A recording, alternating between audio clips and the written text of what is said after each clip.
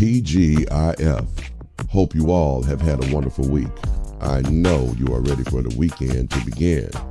So, welcome to the Just Ask Shar advice channel. We will be getting started very soon. So get comfortable, get ready, and relax.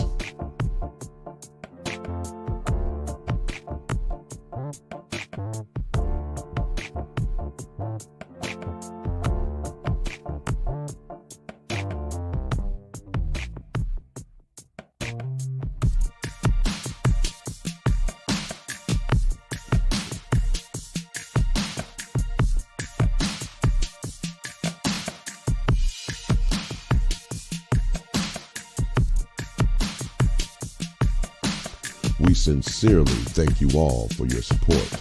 This channel is sponsored by you, the subscribers. When you want to hear another perspective for yourself or a friend, then just send an email for advice to justaskshar@gmail.com.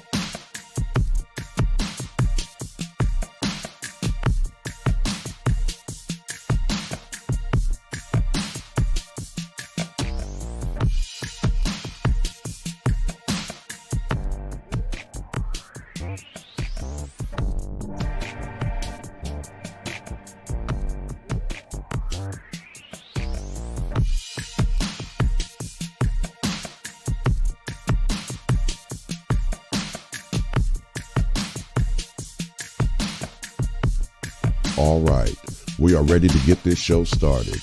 Be sure to like, share, and subscribe. Tell a friend. There will always be a perspective or some advice that someone can benefit from and use. Now, here's your host of the show, Shar Willie.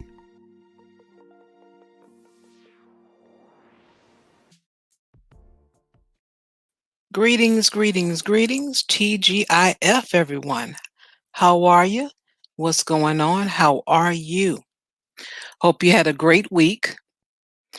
It might have been a long one like it has for me. I don't know. But it has been. I had seen some snow flurries in Chicago on Wednesday. Isn't that incredible? Wednesday morning, we had some snow flurries. And they went away quickly. So that had been interesting. Temperature dropped, then warmed back up a bit. A little rain, but it's pretty nice. This is nice spring weather. You know, some people think it isn't. They think it's cold just because they live south. How dare they? And then I will not call out their name. One reason, because I don't see them in the chat room yet, but yeah. But I hope that you guys have had a wonderful week and you're ready for your weekend to begin, to relax, run your errands, do all that kind of stuff. Because you know what next week is. It's the first of the month. Cash your check and come on. Pay that rent and mortgage, people. All your cousins going to be out wandering around. Oh, yeah. They getting ready. Have a few things to share with you. I didn't go out until Sunday, and I got a couple of things out the grocery store. And it was interesting to see that a lot of places had boarded their places up because they didn't know what the George Floyd verdict was going to be. So they had boarded up a bit. And I know it looks strange. I'm looking like something out of place. And I'm like, I'm seeing these businesses had boarded up a little bit here. I saw, oh, okay, they were ready. I'm like, okay, hmm. Well, the verdict is what was definitely needed. Let's just hope sentencing is going to be harsh. Okay. And mentioning going to the grocery store, I noticed that the price of coffee has increased. I was saddened by this. I'm like, wait a minute. It went from $5.99 in March to $6.99 in April. And then when I went out last week, $7.49. Same coffee. I'm like, what in the world? I said, uh-oh. Well, you know how that is. So all I would say, if you are a coffee drinker, think you might want to go ahead and load up when you see it on sale, because sure enough, yeah, it's gone up on us. The price has increased. Also, notice too, there's a lot of people that are pregnant now. You don't believe me? It is. You'll see soon. You will see. I'm like, there has been some pregnancies going on. So some people been a little busy this fall and winter. Oh yeah. So they'll be having their babies this summer. You will see a lot of that. And also what you will see is a lot of people have gained weight. And I'm not talking a few pounds. I'm talking about a lot. So there's a lot of people are talking about surgery. I don't know what all that chatter is. It's just that, now that things have opened up a little bit, it's time to get outside, do some walking, moving around, because sitting down and being in the house all the time, it does take an effect on your body. So it is important that we get to moving, people, get to moving. All right. And that's all I have to share for now. And you know what's about to happen, don't you? If you don't, I need you all to get ready, stand up. You know what to do. Get your applause ready, because the wonderful, the lovely, beautiful Classic Ruby, everybody. Classic Ruby, everybody.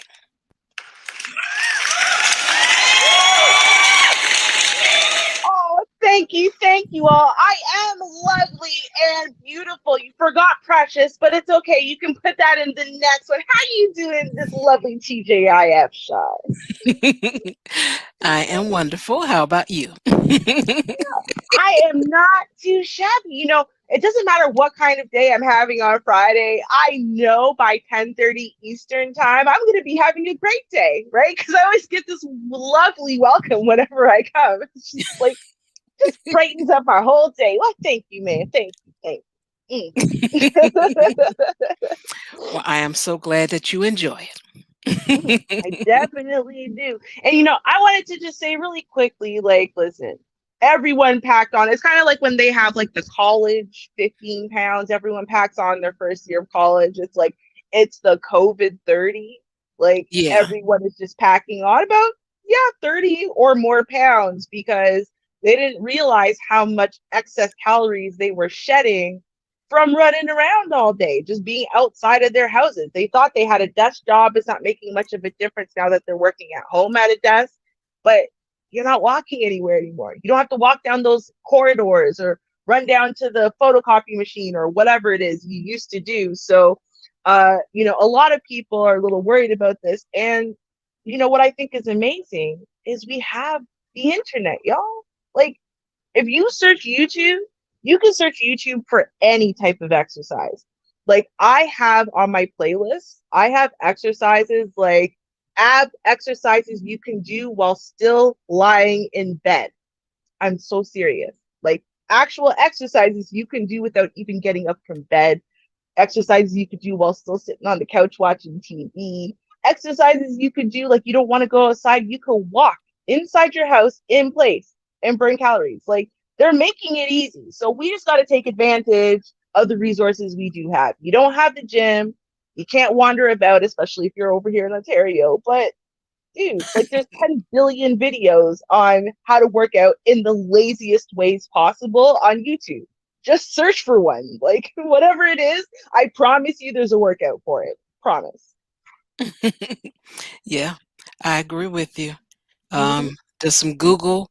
Also, I shared with everyone about Amadi's on Mm-hmm. her channel. Well, she doesn't. She just loaded up a few things on her channel, but Facebook, she really was getting down, giving you the 8-minute video every morning, and you Okay. didn't need much. All you need is a gallon of milk or gallon of water.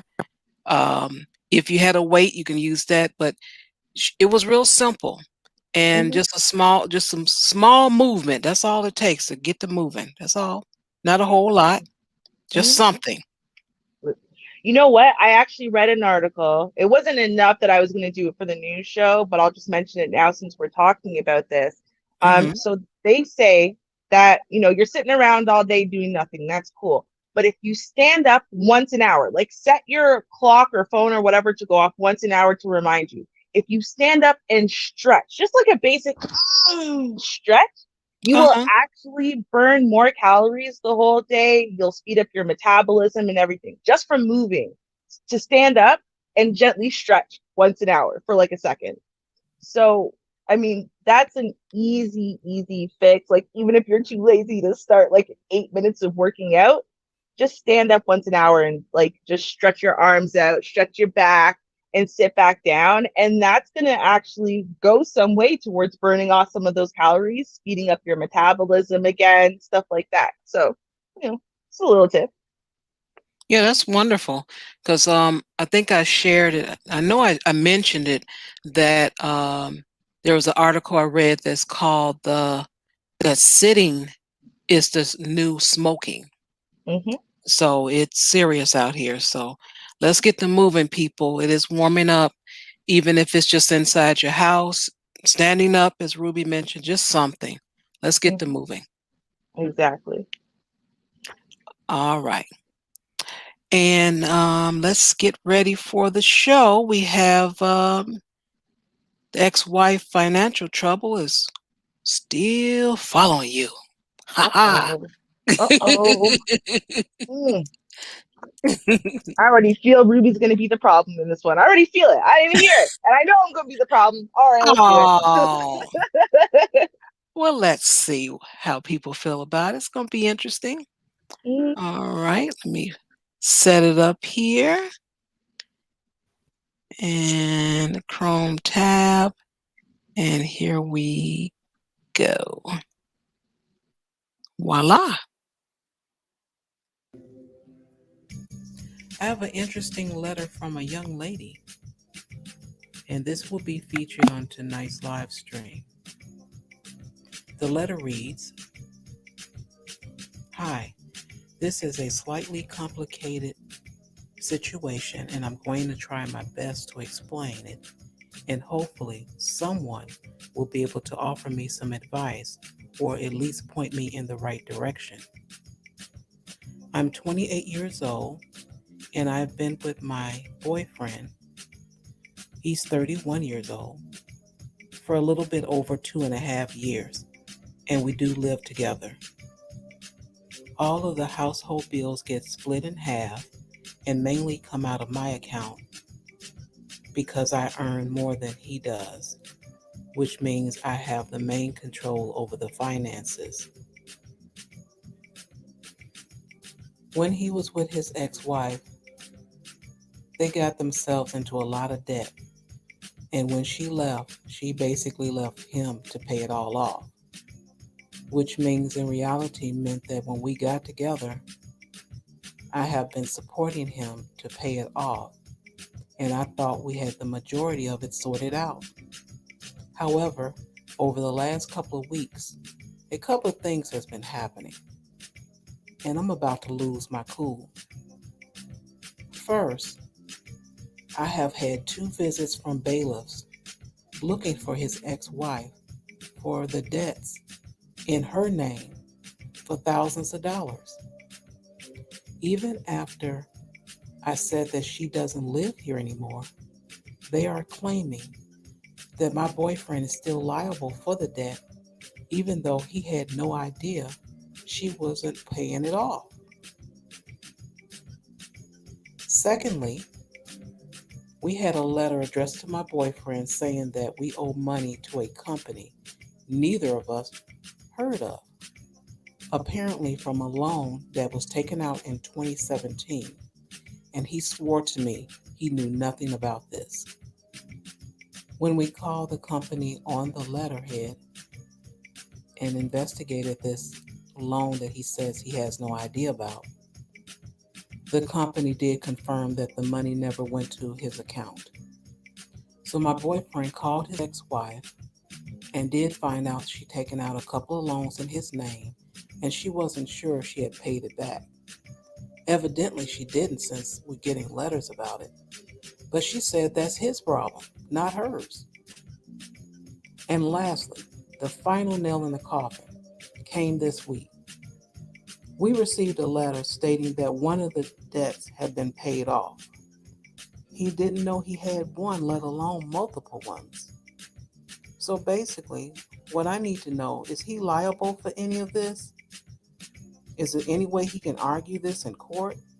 I have worked my behind off my whole life, and I feel like I'm spending all my hard-earned money and savings getting his ex-wife out of debt, and didn't know anything about this. I'm at my breaking point. Well, Wow. Wow. That's damn. Oh, okay. I mean, because once, right? I remember when I first started dating my husband at the very beginning. I remember he had a payment, and it was like over $100 coming out of his account every month for a gym. And I'm like, bro, you don't go to the gym. Why don't you go and cancel your membership? And he's like, it's not my membership. It's my ex-girlfriend's membership. I'm like, your ex-girlfriend you broke up with like 2 years before you met me? Yeah. You've been paying her gym membership for that long? Is it under your name or something? No. But what the hell are you paying it? Like, what does that have to do with you? Right? And so I've had that happen this one time, right? I've never had anything like this happen to me. So, wow, I feel that pain because it hurts when you have to pay like your spouse's debt and it's not your debt. It's not, you didn't ruin this part of your life, but you love this person, you've taken them on, so you got to pay that, and it hurts a little. So I get that, but like, to have to take on the ex-wife's, oh, okay. Now I'm not American, so I'm gonna preface what I have to say with this. The first thing I don't understand, and I mean maybe some understanding of how the divorce proceedings went would be helpful as far as what was agreed upon. Because my understanding is that unless it's stipulated in the divorce how debts will be split, or they'll be split 50-50 or whatever, my understanding is that if you incurred the debt, unless it was for, you incurred it during the marriage for the family, that you walk out of the relationship and it's your debt, it's your responsibility. So mm-hmm. that's thing one. So I don't even understand from jump why he wasn't running over to the courthouse and be like, excuse me, no, this isn't going to happen. But the second thing, which I think is more interesting, and I don't understand this either, whether you're married or not, people are not allowed to take out loans in your name without your consent. They're just not, Yes. right? That is literally illegal. So, I mean, maybe they have children together and he'd feel bad about it or something. I don't know. But I don't understand why this isn't a legal matter, like getting people arrested, a legal matter for fraud. Because That's fraud. And you don't know how many credit cards she opened up under his name, how many other loans. You don't know exactly what's under his name that he didn't co-sign, he didn't authorize. He might not even have been with her. They might have been already legally separated or divorced at the time that these loans were, taken out by her. Now, the company should be at fault, of course, as well, because why are they allowing this to happen? I've never been able to sign for anything in my husband's name ever. He has to at least be there to say, yeah, I authorize whatever's coming out of her mouth, right? Like I've never been able to just make those moves by myself.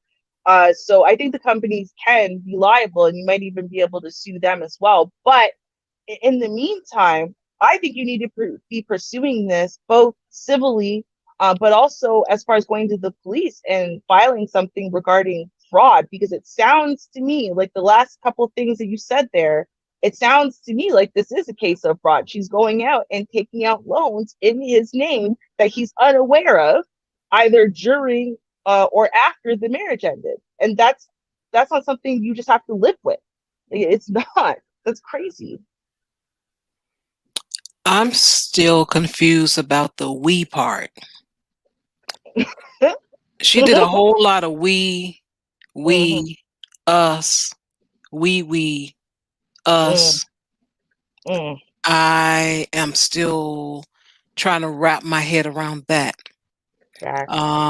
I agree with you when it comes down to he needs to pursue some type of legal action Mhm, against the ex-wife for doing this. mhm. However, did they really have a discussion? And mm, let me be quiet. Let's let No, Vonda up no, on the stream. I get what you're saying. I get what you mean, right? Because they've been together for 2 years, fine. She's already financially responsible for the bulk, the lion's share of their stuff because she makes more money and he has all this debt he has to pay off that he already knew about from the marriage, and she's okay with that. Why is all this additional also a we problem? Like why has she taken it on as her cross and her burden to bear? Why isn't he taking accountability and responsibility for the financial issues that him and his ex-wife have right now? Why is this on her? Okay, that's basically what you're asking, right? Because that's what I I Yeah, co-signed that question. Yeah. Mhm. yes. Welcome, Vonda. How are you? Hi, Hey Shar. girl. Hi, Ruby. Thanks for having Talk me. anytime. Okay. Always a pleasure. Well, you know what? At the end of the day, um, she's just going to have to make a decision. They're not married. Okay. So, with Hmm. that being said, there's not a legal component to it. It's she loves him. And, you know, we're romanticized, from the time we're little girls to, grow up, fall in love, and get married and have a bunch of babies. And to be honest, I think she should, really think about the financial contribution that she's putting forth, and she's going to have to make a decision whether she's willing to do that without any complaints. So find out how much the debt is, and are you willing to continue to pay that, because you're already supporting him right now. So do you want to pay that? And she needs to make a decision. If not, then you need to say, hey, I'm sorry, I don't want to pay that. And I and that could end the relationship. you know Hmm. um I don't think she's obligated to pay it. She's not his wife. If she were his wife, she would be obligated to pay it because she's responsible for, his debt, and vice versa, that whole thing. But this is boyfriend and girlfriend of 2 years. This is not a 12-year relationship. So at some point, Mhm. do you cut your losses, or do you continue to deal with that and just say, okay, I'll pay it off? But my thing is that if you're going to stay in it and you're going to, continue to pay off that debt, you don't get to make that a point of contention and argument throughout the whole relationship. Because granted, you're going to have other things to argue about. We're not going to keep bringing this one up. So just to save yourself some peace and trouble, she needs to make a decision. And it's a really hard and fast decision. Yeah, that's what's so confusing. I like to try to take my time and actually break it down, but it's so much.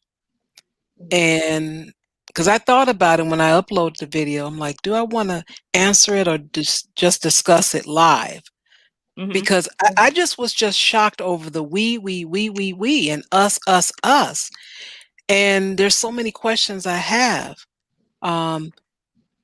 What I'm listening to is she's living with him. Because if the bailiff comes to the door and she says she doesn't live here anymore, that means she just moved in with the guy. So that goes back to more questions. And I'm just like, well, what's going on here?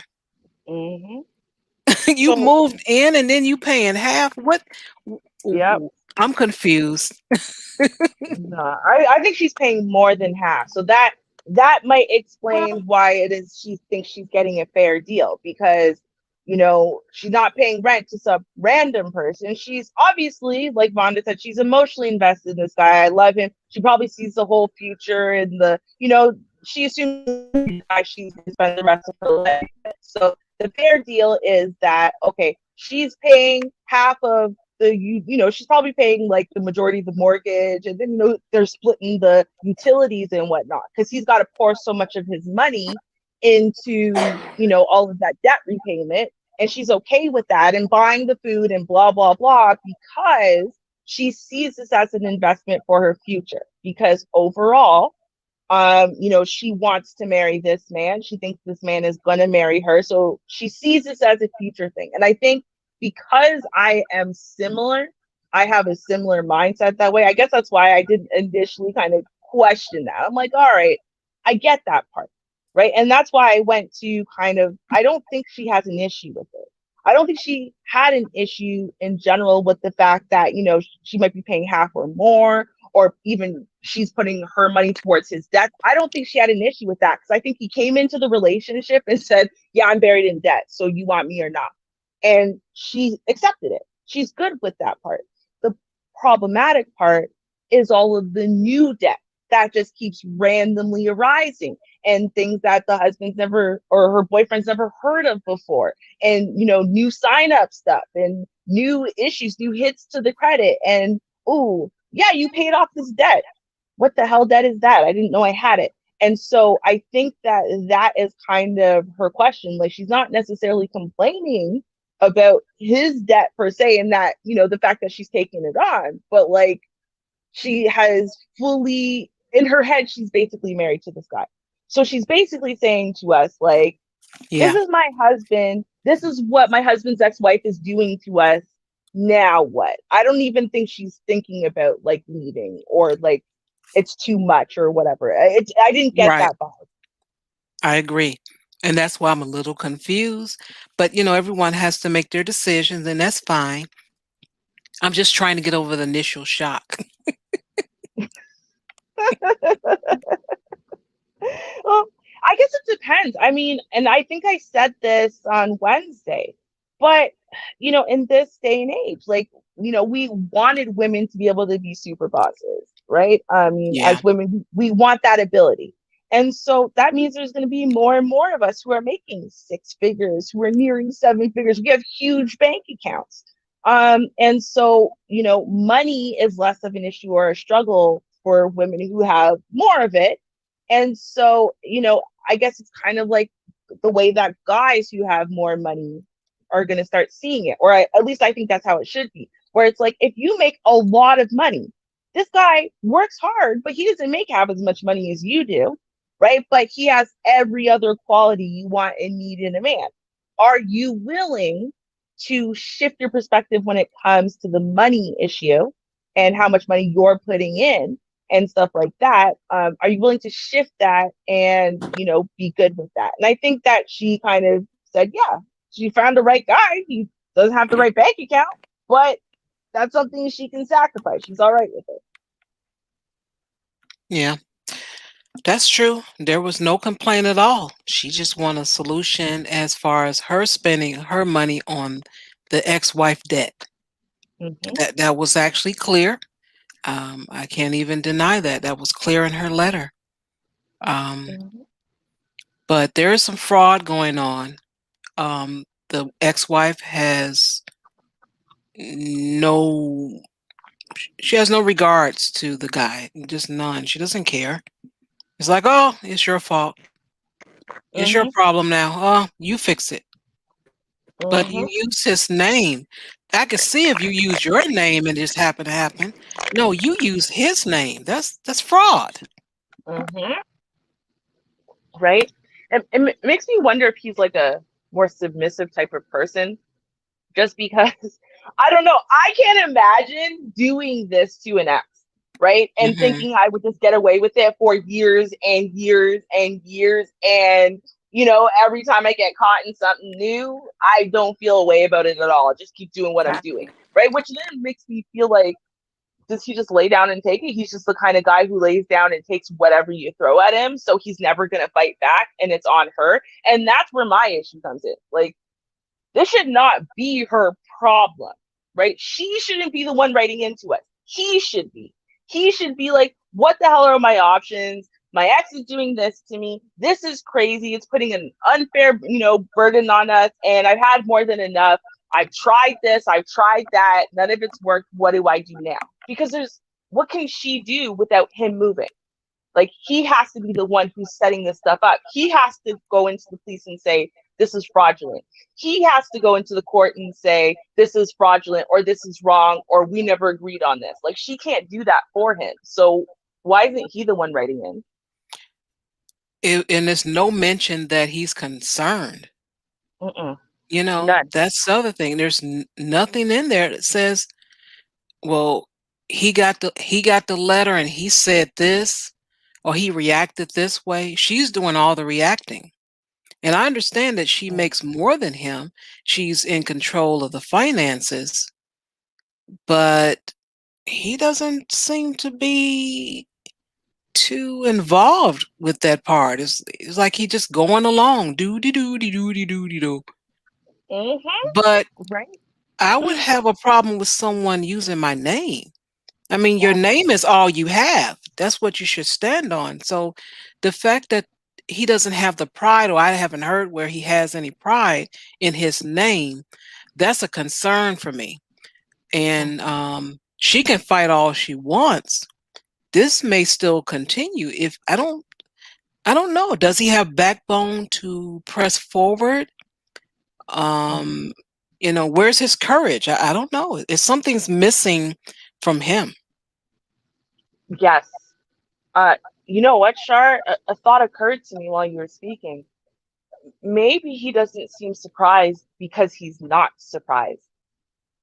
Maybe he Mm. just seriously downplayed what his divorce settlement was, what a verbal agreement was between him and her, the relationship. Maybe he downplayed that severely. So his girlfriend is finding out all this stuff, and he just goes, "Oh my God, I'm so surprised," every time. He plays the lip service to it. But the reason why he's not moving, the reason why he's not outraged, is because he knew all along. The only person who's in the dark about this is her.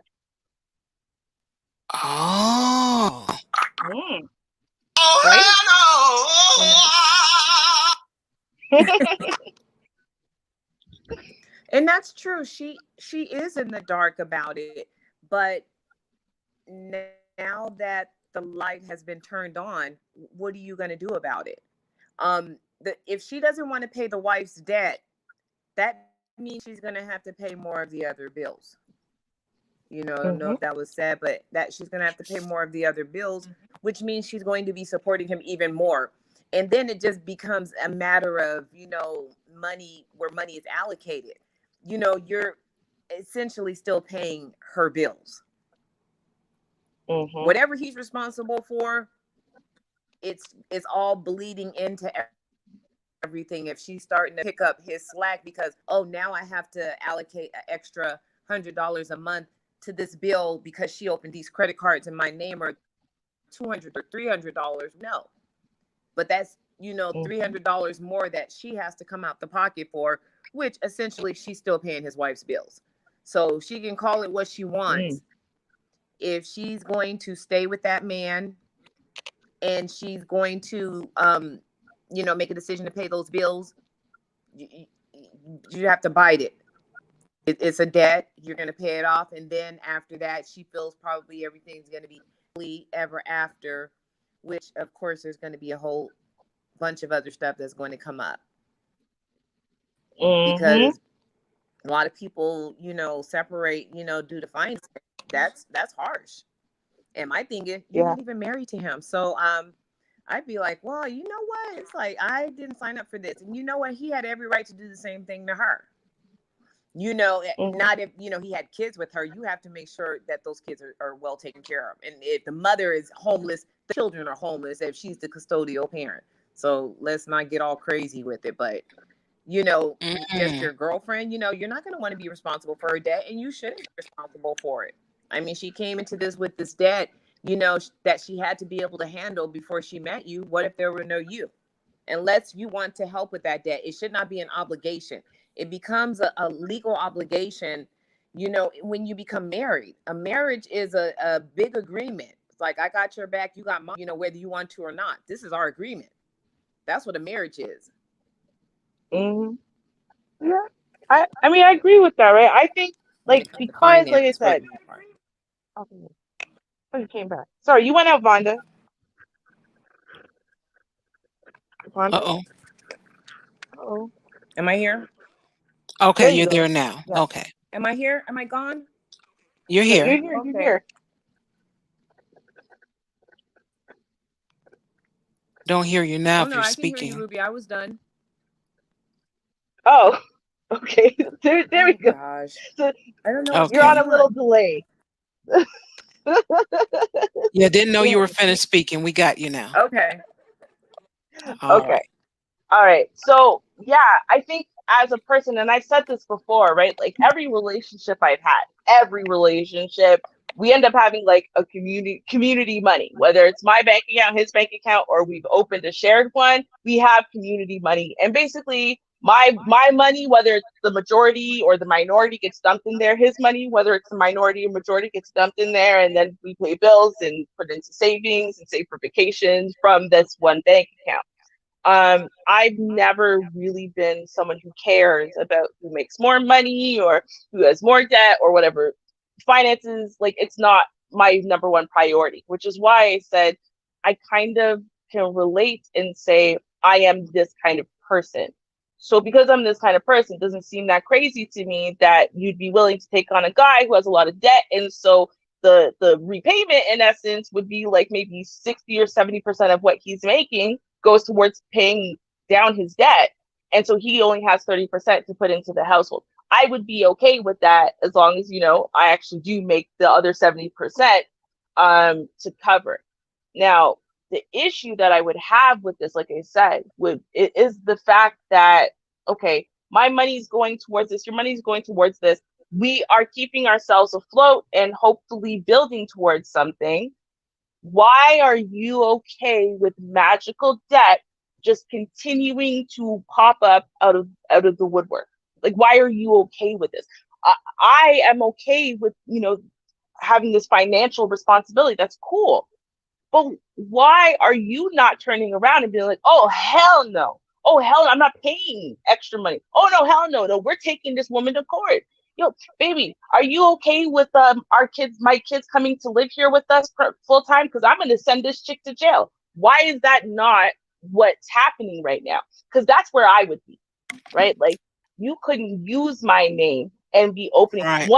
One time a boyfriend, I found out a boyfriend so we had a joint account. I was 16 when we started dating, like 18, 19 when we broke up.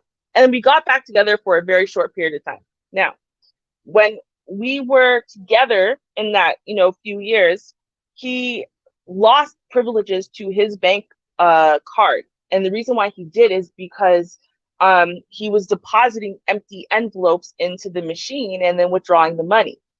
Right. So initially they just put like a hold on him and then just said, no, you can't use a bank card. So I could still use my bank card. My bank card was fine. His was not. Now, I came back from a long trip in the States, whatever. We met up, and then one thing led to another because teenagers are stupid. I was like, 19 at this time. And I wake up in the morning, and he brought me roses and breakfast in bed, and it was so sweet. And I was like, oh, maybe he really has changed. Maybe he really did miss me. Maybe he really does love me. Until I tried to use my bank card like 2 weeks later, and now it's not working. And I told him, and he went, I don't know why. So I went into the bank, and then they told me an empty envelope was deposited. Oh, what day was this deposited? Oh, the same morning that he brought me roses and breakfast in bed. Oh, and I washed my hands of him. That was it. That was the thing that like locked it down. We're done forever, right? We weren't before. We were done forever. Now the door's shut. So you can't play with me like that. And so if I feel like that, like, I'm not saying everyone would have the same, but like, how are you not even the littlest bit upset? How are you not turning around as the person whose name and credit is being ruined, is being massacred? It's all over the place. God knows what's been done. Why are you not in a frantic panic? Why are you not, honestly, a little bit low key offended that now you got to turn to your girl yet again and say, man, now my debt's taking even more from you and from us. I feel horrible about this. Like, to me, that's the adult thing to do.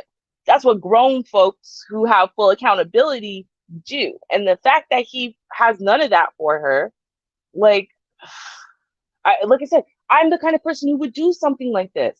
But this guy, to me, at the place that this is at right now, this is showing me something's fishy, something's not quite right. Even if he doesn't know, even if he didn't know, even if he's not in cahoots or whatever it is, I don't feel like this is someone. Do you really want to tie the rest of your life to someone who responds like this, to like life, to outside forces, whatever? And they have no fight back at all, no pushback at all. Like, no. Something else I heard too. Let's see if I can recall it. When it came down to her saying her savings, she said, I work very hard and I feel like I'm using all my savings. Mm-hmm. I think that's the term she used. And I'm like, savings? And it reminded me of someone I know that was using their money to help their mate out of debt.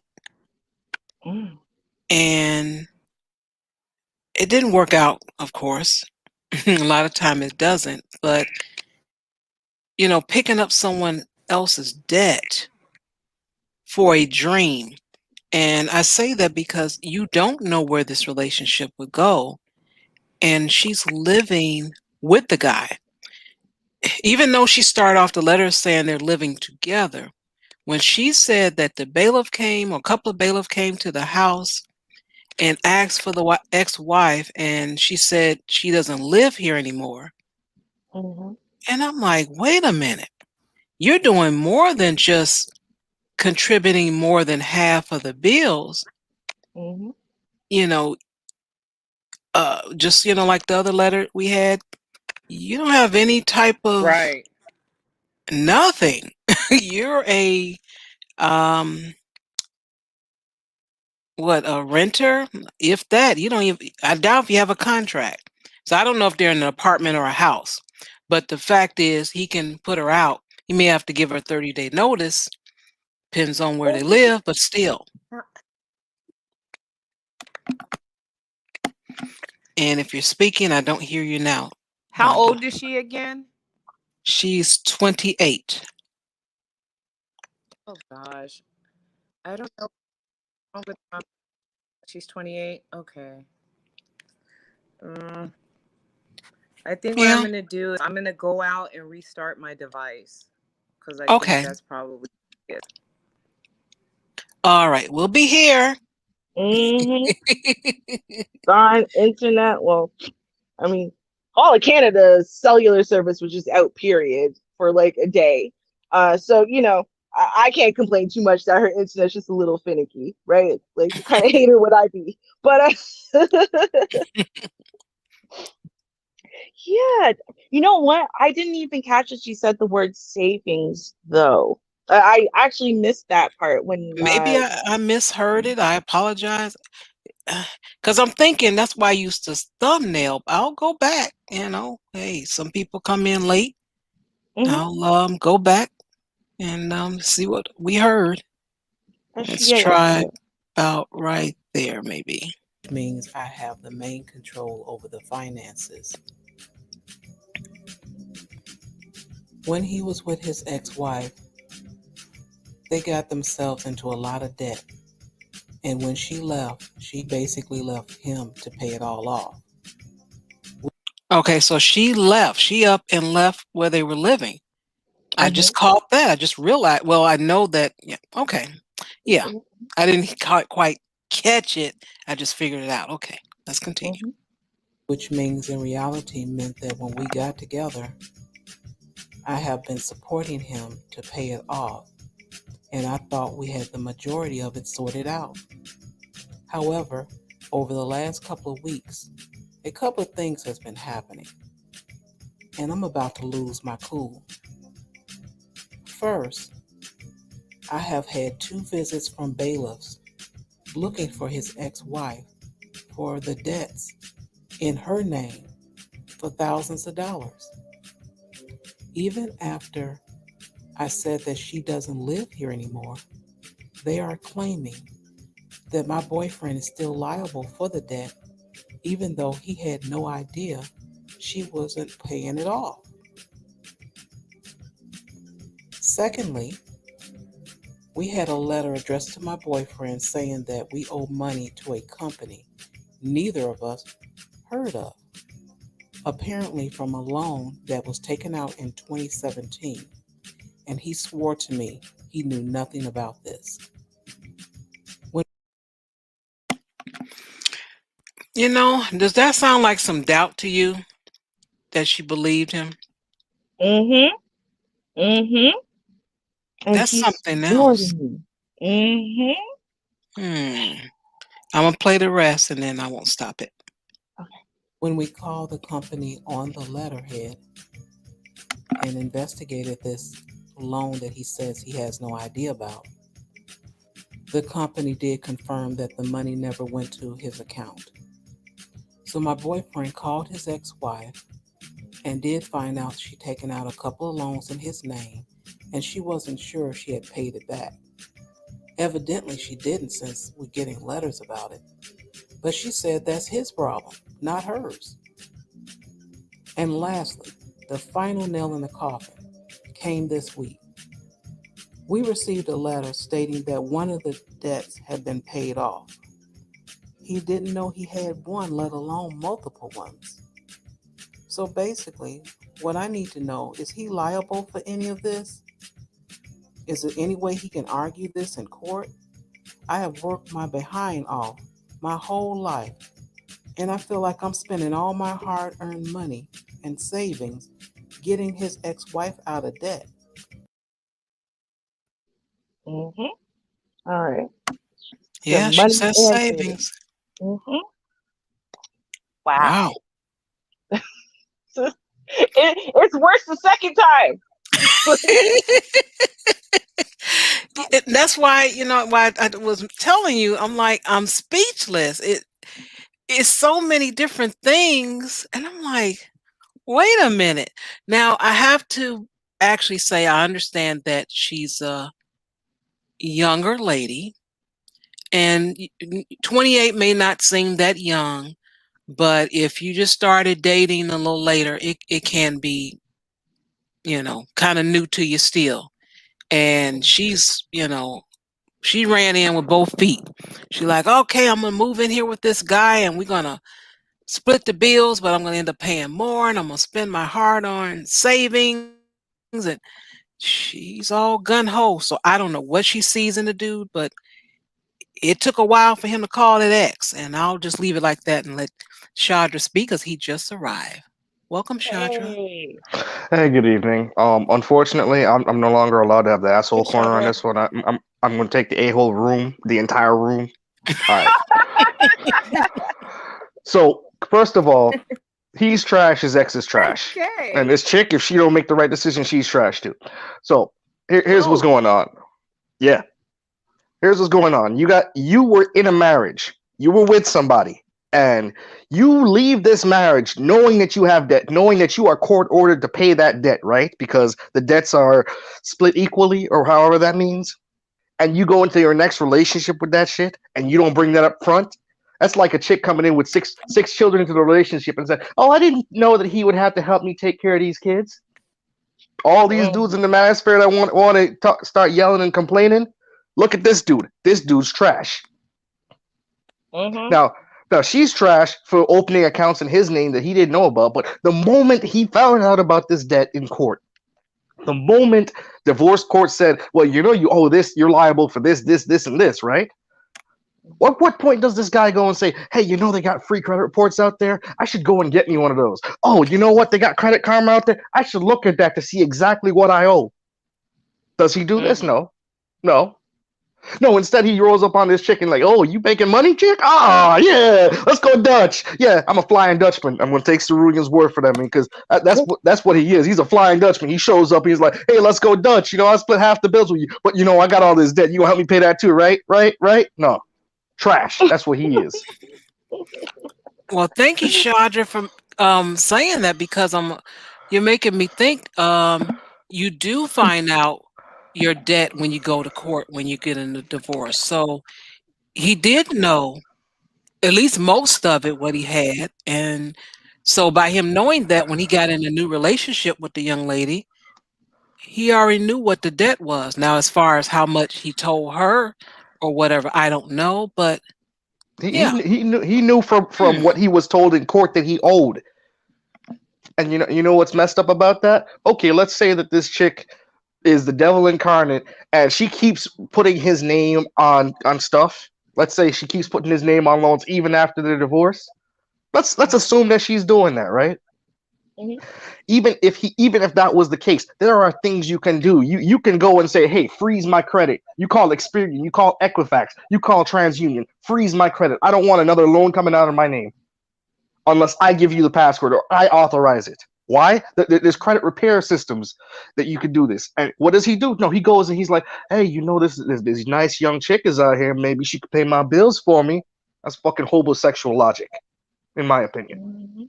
Well, see, So and that's what like that so fits into what I was saying about like him being like he's just a weak person. Because I would guess honestly, based on like this kind of weakness, that I don't even think he contested the divorce. I think he didn't say I want to fight for anything, whatever. You fill out the paperwork, I'll sign whatever. Didn't even look at it, just whatever, just to be fine, whatever. And so he didn't know. And I honestly think that there are a lot of people who are like that, but I think he's one of them, that he didn't look into anything. He just kind of shrugged his shoulders and went, well, fine. I can't respect him as a man for that chick though, because if you going into a new relationship with a new chick, you've been with her for 2 years, and you got the sheriffs and the bailiffs rolling up on your door saying, "Oh, you owe this money," and she has to deal with them. That's a problem. It means that you're taking baggage from an old relationship to a new relationship, and you know Mm-hmm. what? That's trash. Mm-hmm. It's like me showing up at your door, Ruby, saying, "Hey, you know I got these 7 kids, but you'd make a great mama number 3, right? Baby mama number 5." Oh, no, thank you. No, Good. no, you don't want it. No, No. no, but it gets better. You can go Dutch with me. You can go Dutch. On your kids? No, it's okay. You can Yes. have No. Yeah. them. Yes. Thank You can go. you. Oh. Okay. So. Okay. Here's the deal. It gets better. You can pay for the pussy that I got in them years with your money. How about that? What a No, trade-off. no. Here's the thing. Here's the thing. Debt ends. So debt is different than children. Okay. Okay. And But debt is different than were you? lifelong alimony too. But because debt ends. So I owe $30,000. It's a lot of money, but it ends. And then once it ends, it's done. Children are more expensive when they're babies and toddlers, sure, but it never ends. Like, I'm Yeah, like yeah, 36 years I get old, that. But and the thing you about know, it is, right? It's the same principle. I show up with all this baggage from my last relationship, and I dump it on you and say, you know what, we could go Dutch. You know what? mm, I I think that you're a great candidate. You mentioned something, Ruby, about building in this relationship, but you know what's happening right now? She is trying to build, right? She is literally trying to build. She's putting down a brick, and he's taking that brick and selling it. He's like, yo, yes. I've got free bricks for sale, free bricks for sale. Y'all know you all want this brick. And she turns around, she looks at the wall she's trying to build. She's like, where do all my bricks go? He's like, well, I had to get these bricks sold because my ex, right? Mm-hmm. Trash. Mhm. Yeah. And now I'm gonna say the ex is trash for putting all his name on all these loans and shit without him knowing. But he's even more trash for enabling that shit. Mm-hmm. And then bringing that into the next relationship. And now she's got to worry about whether or not she's going to be able to afford to live where she's living or to continue living her lifestyle because she now has to continue paying for this dude and this ex and all these bills that keep popping up out of nowhere. And one of the things he could have done had he gone ahead and said, "Oh, I owe all this debt now." He could have said, "Hey, you know what? Let me not get into a relationship before I get this debt paid off." That would have been the mature thing to do. Okay, he didn't do the mature thing. Well, you know what else he could have done? He could have gone ahead and said, "You know what? I'm gonna get myself enrolled in credit monitoring. So every time this chick decides she wants to put my name on a loan, I know that second, and I call her up and say, "Hey, no, you ain't putting my name on another goddamn loan." Because I will be that dude, right? You do that to me throughout the entire relationship. I show up in divorce court, find that shit out. She ain't never getting Mm-hmm. another dollar out of me. Never. Never. Ever, Mm-hmm. ever? No. Ever, ever. No, you know what though? On top of that though, I'm almost positive that if it was done fraudulently, even if he didn't appear in court, even if whatever, that I'm almost positive that if it was done fraudulently, as in she opened it under her name, under his name, without his consent or presence in any way or signature, she just signs it, whatever, that he can still bring her to court and not be liable for all this extra debt. I'm No, almost no, positive. no. Let's say though that in the divorce court, I'm gonna even give him the fact that might not be possible now that he's divorced from her and all of these debts are showing up, but because they were married, he's liable for them. Okay. Mm-hmm. Even if that's the case, why are you in a relationship with this chick for 2.5 years and have these debts coming back to haunt you? Yes, you make Well, less money. Yes, you make less money than this chick, but that doesn't mean that she should be paying half and having to worry about money that your ex owes. Period. no, and that's true. But to be fair, it's only in the last couple weeks there's been an issue. So for the last 2 years, up until the last couple weeks, right? He walked into the Hmm. relationship, said, "This is my baggage. You want it or not?" She said, "Okay, I'm willing to work with that." So that 2 years, whether we like the fact that he waited or not, ultimately she knew what she was getting into. She accepted that, and they lived that 2 years in bliss, I guess, until the last couple of weeks when they started getting knocked on bailiff's doors. And in the last 2 weeks, I think a lot of stuff has come out. So it's like before that, everything was pretty consistent. And then it's like the bailiff's knocks and well, he's still liable for her debt under her name. And then, the new debt under his name he wasn't aware of, and then stuff that she opened that he wasn't aware of. So they're not paying off right So, now. so this is a dude who comes into a relationship, Mm-hmm. and let's say he's got financial cancer. That's what he's got right now, and it's For example. contagious. Mm-hmm. Okay. So he got financial AIDS. Yeah. And 2 years into the relationship, he rolls up and like, yo, I got AIDS, right? Mm-hmm. Okay. 2 years into the relationship, if that's not a trust problem, hey, dude's trash, trash. Period. Done. Well, I still think about the fact that she didn't believe him. She hinted that she didn't believe at one of those debts that came Yeah. through. Mm-hmm. So what was that? Was it a late night phone call, a text, he came home late, he sneezed the wrong way? What was it that made her think about that possibly that was something that he did on his own and not had anything to do with the ex-wife. Well, Mm. you know, he didn't know anything about it, but he's like, baby, I swear, I swear to God. And how many times you got to hear, I swear to God, before you want to slap somebody in the face? Mm.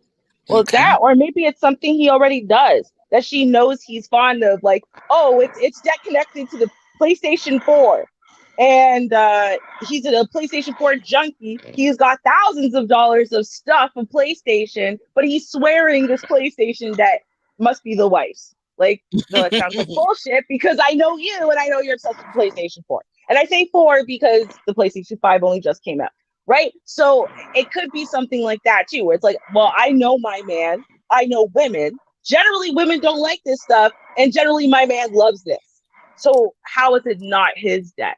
That seems a little bit crazy. And then once you feel that about one thing, then you looked at the way he's, when he said that, the way his eyes Mhm. look, the way his lips pursed, the way his shoulders shrugged, and He you start looked thinking away. back, yeah, the way he looked away, and then you start thinking back to every conversation y'all have had about this debt and the new debt and the bailiffs and whatever, and you start saying, how many times did he make the exact same expression? How many times did he look away? How many times did he shrug his shoulders? So I think she's starting to look side eye at the whole thing. The whole, like Neek said, you are the ATM beneath my wings. Like I think she's starting Neek is hilarious, but I think she's Mhm. starting to feel like that. Like, is this like some giant hustle where they decided they were going to go find themselves a patsy to pay it all off, and I'm the patsy.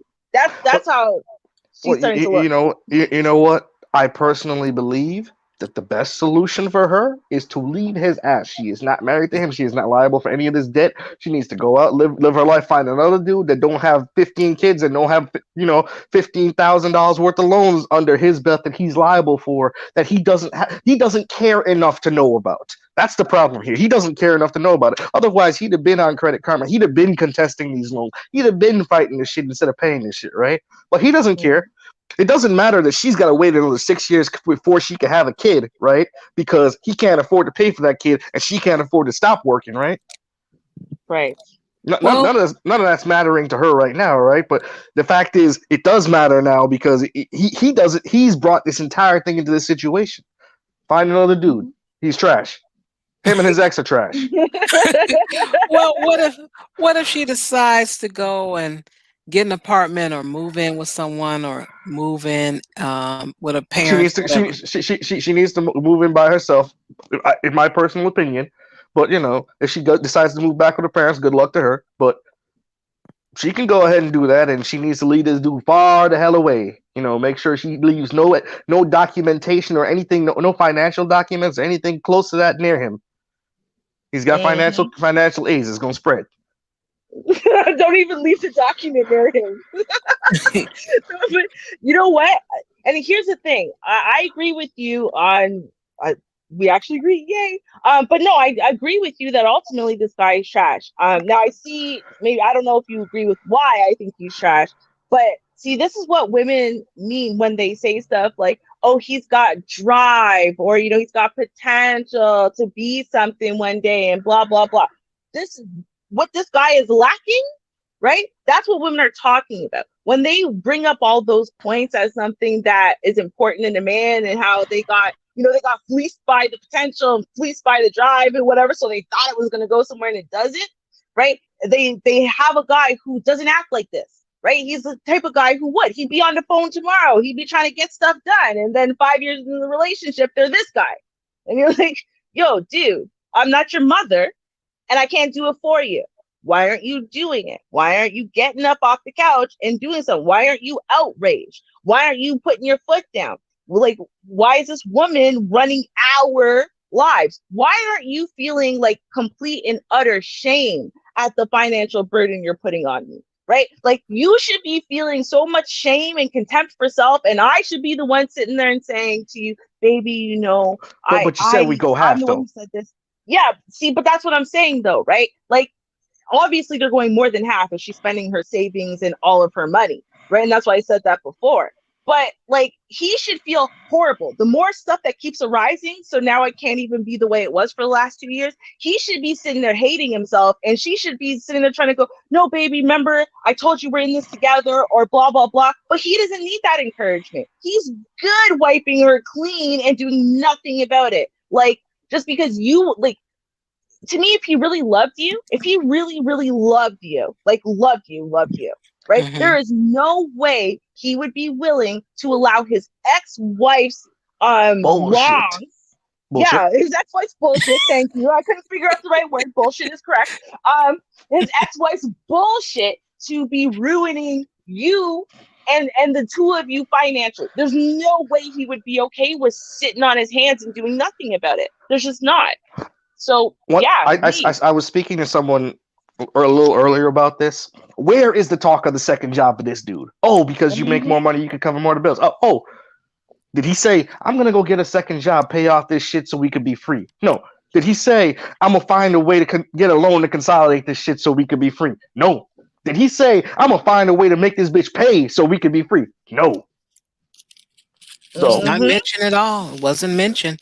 So at the end of the day, dude is trash, and what you do with trash, you leave it in the dumpster. yeah, yeah.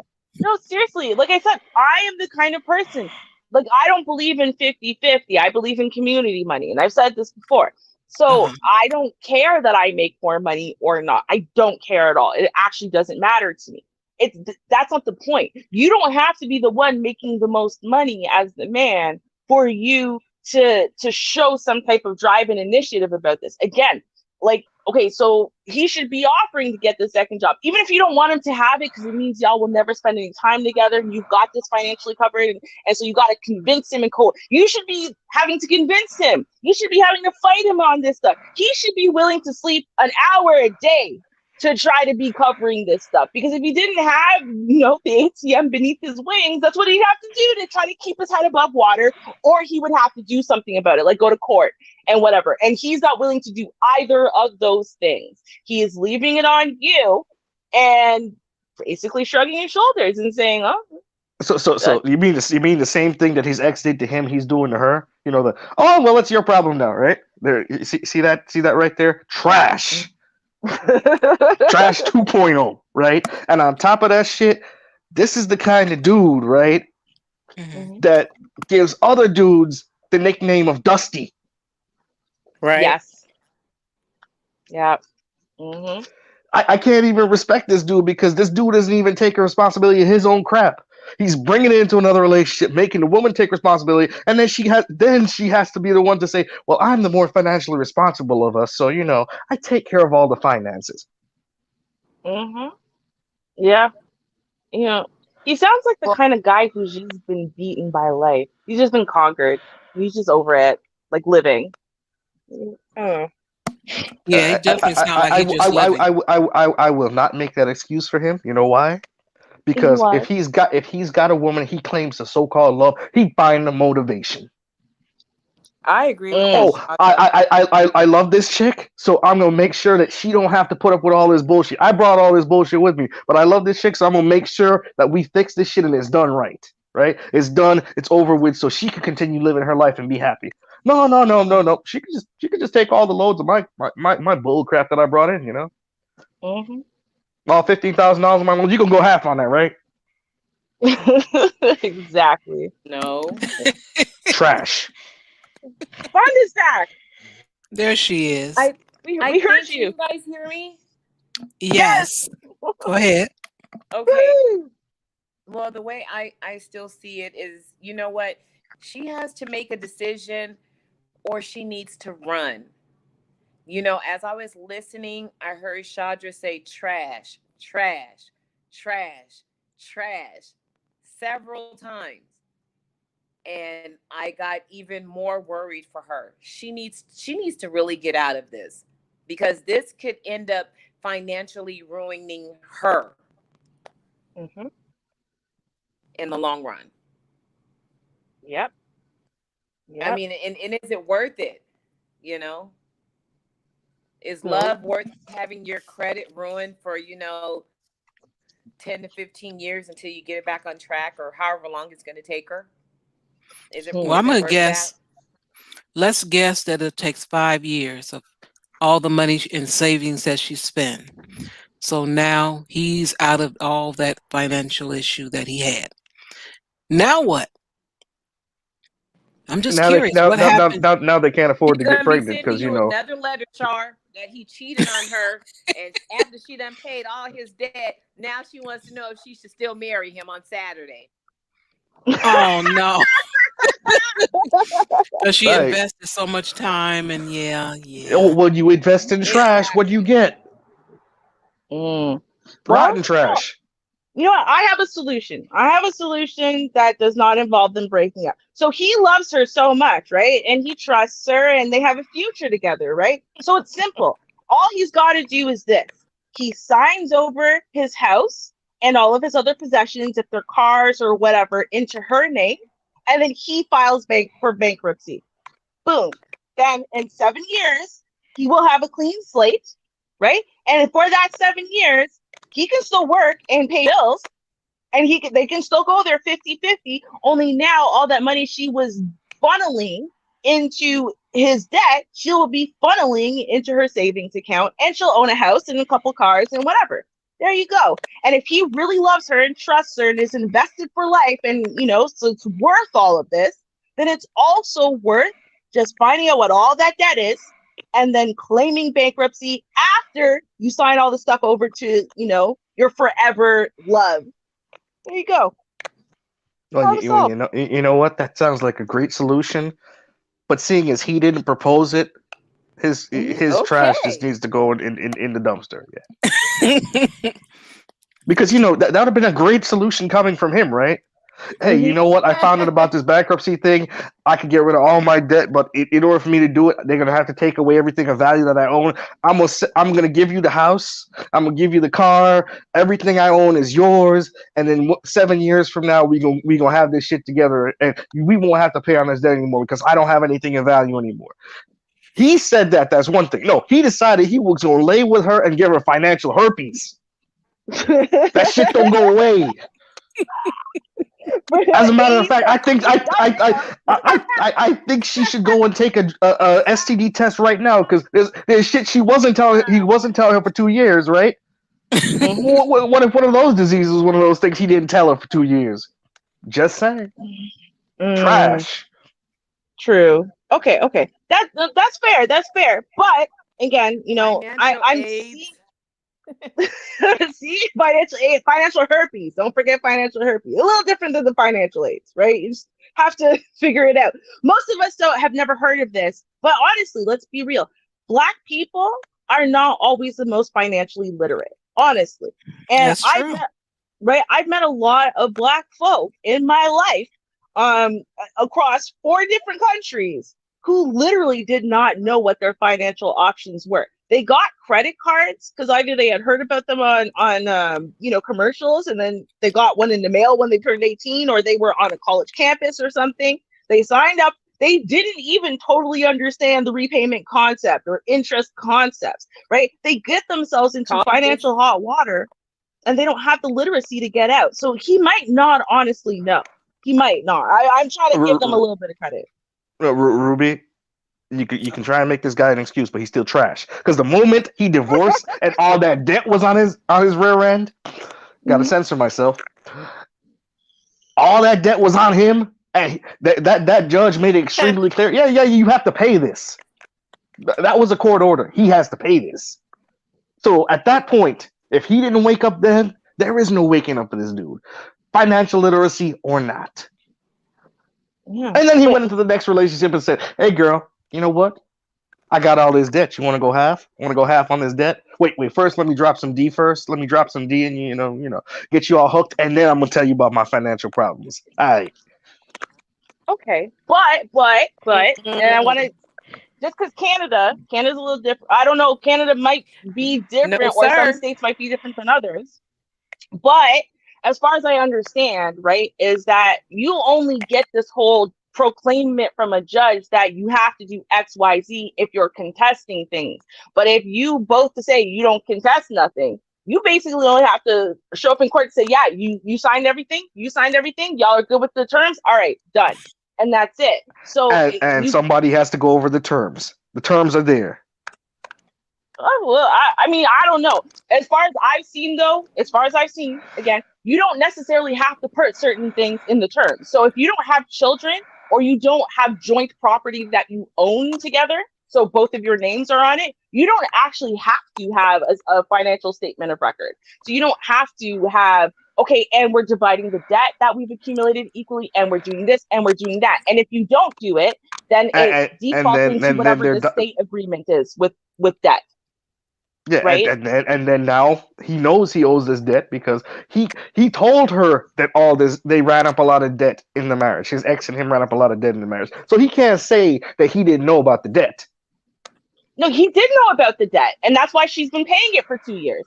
He didn't know, and that's why I'm saying it is plausible that he didn't know about all the extra stuff. He didn't know about that, right? Yeah, Because but the moments you don't know and it comes to you and it affects the people that you love, you should know. That's your job as a man. Period. Point blank. no, I Trash.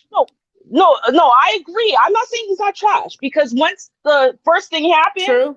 he should have been the one writing it. He should have been the one making phone calls and blah, blah, blah, willing to go on, I don't know, Judge Derry or wherever, right, to sort this stuff out at the very least. And he's not making any moves. He's just kind of saying, yeah, I don't know. That's not sufficient. That's not a sufficient answer, right? Yo, this is your problem. Why does she care more than you do? Like, no. Yeah. Right? So I'm not saying he's not trash.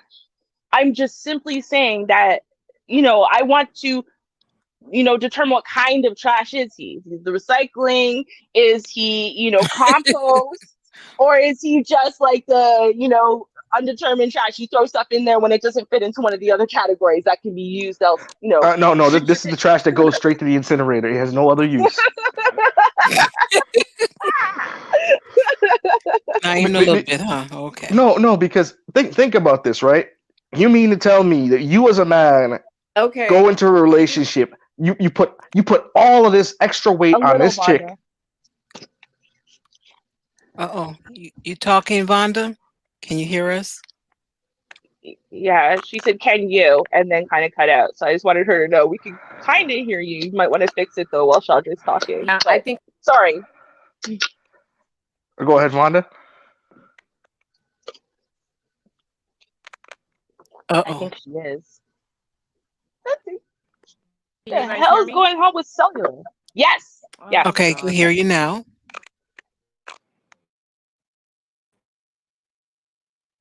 And then she cut out again. Right, nothing. Just in time. Oh, I think she might also be on the end, delay. Yeah. Oh God. We heard you praying. Oh God. Okay. It's okay. You're on a delay, Vonda, so just speak once you hear me say this. You're good. Go ahead.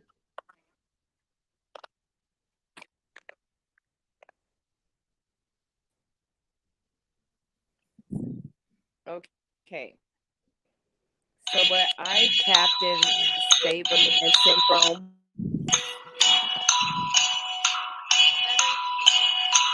Save the man. And if she's able to, she'll do all that she can and she will exhaust herself to save this man. I'm sorry I couldn't make it stop. Okay, hold on.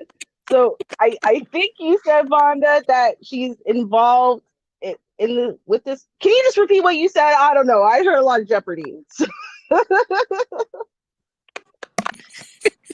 Okay, sometimes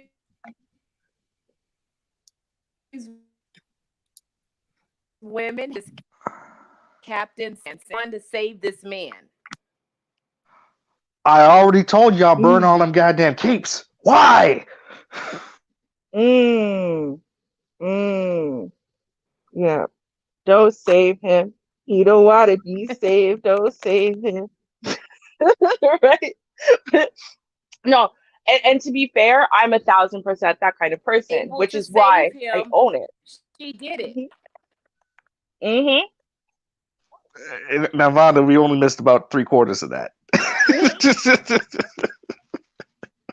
But we got to Captain, and I knew you were going Captain Save-A-Ho. So Yeah, yeah. There were songs and everything from me.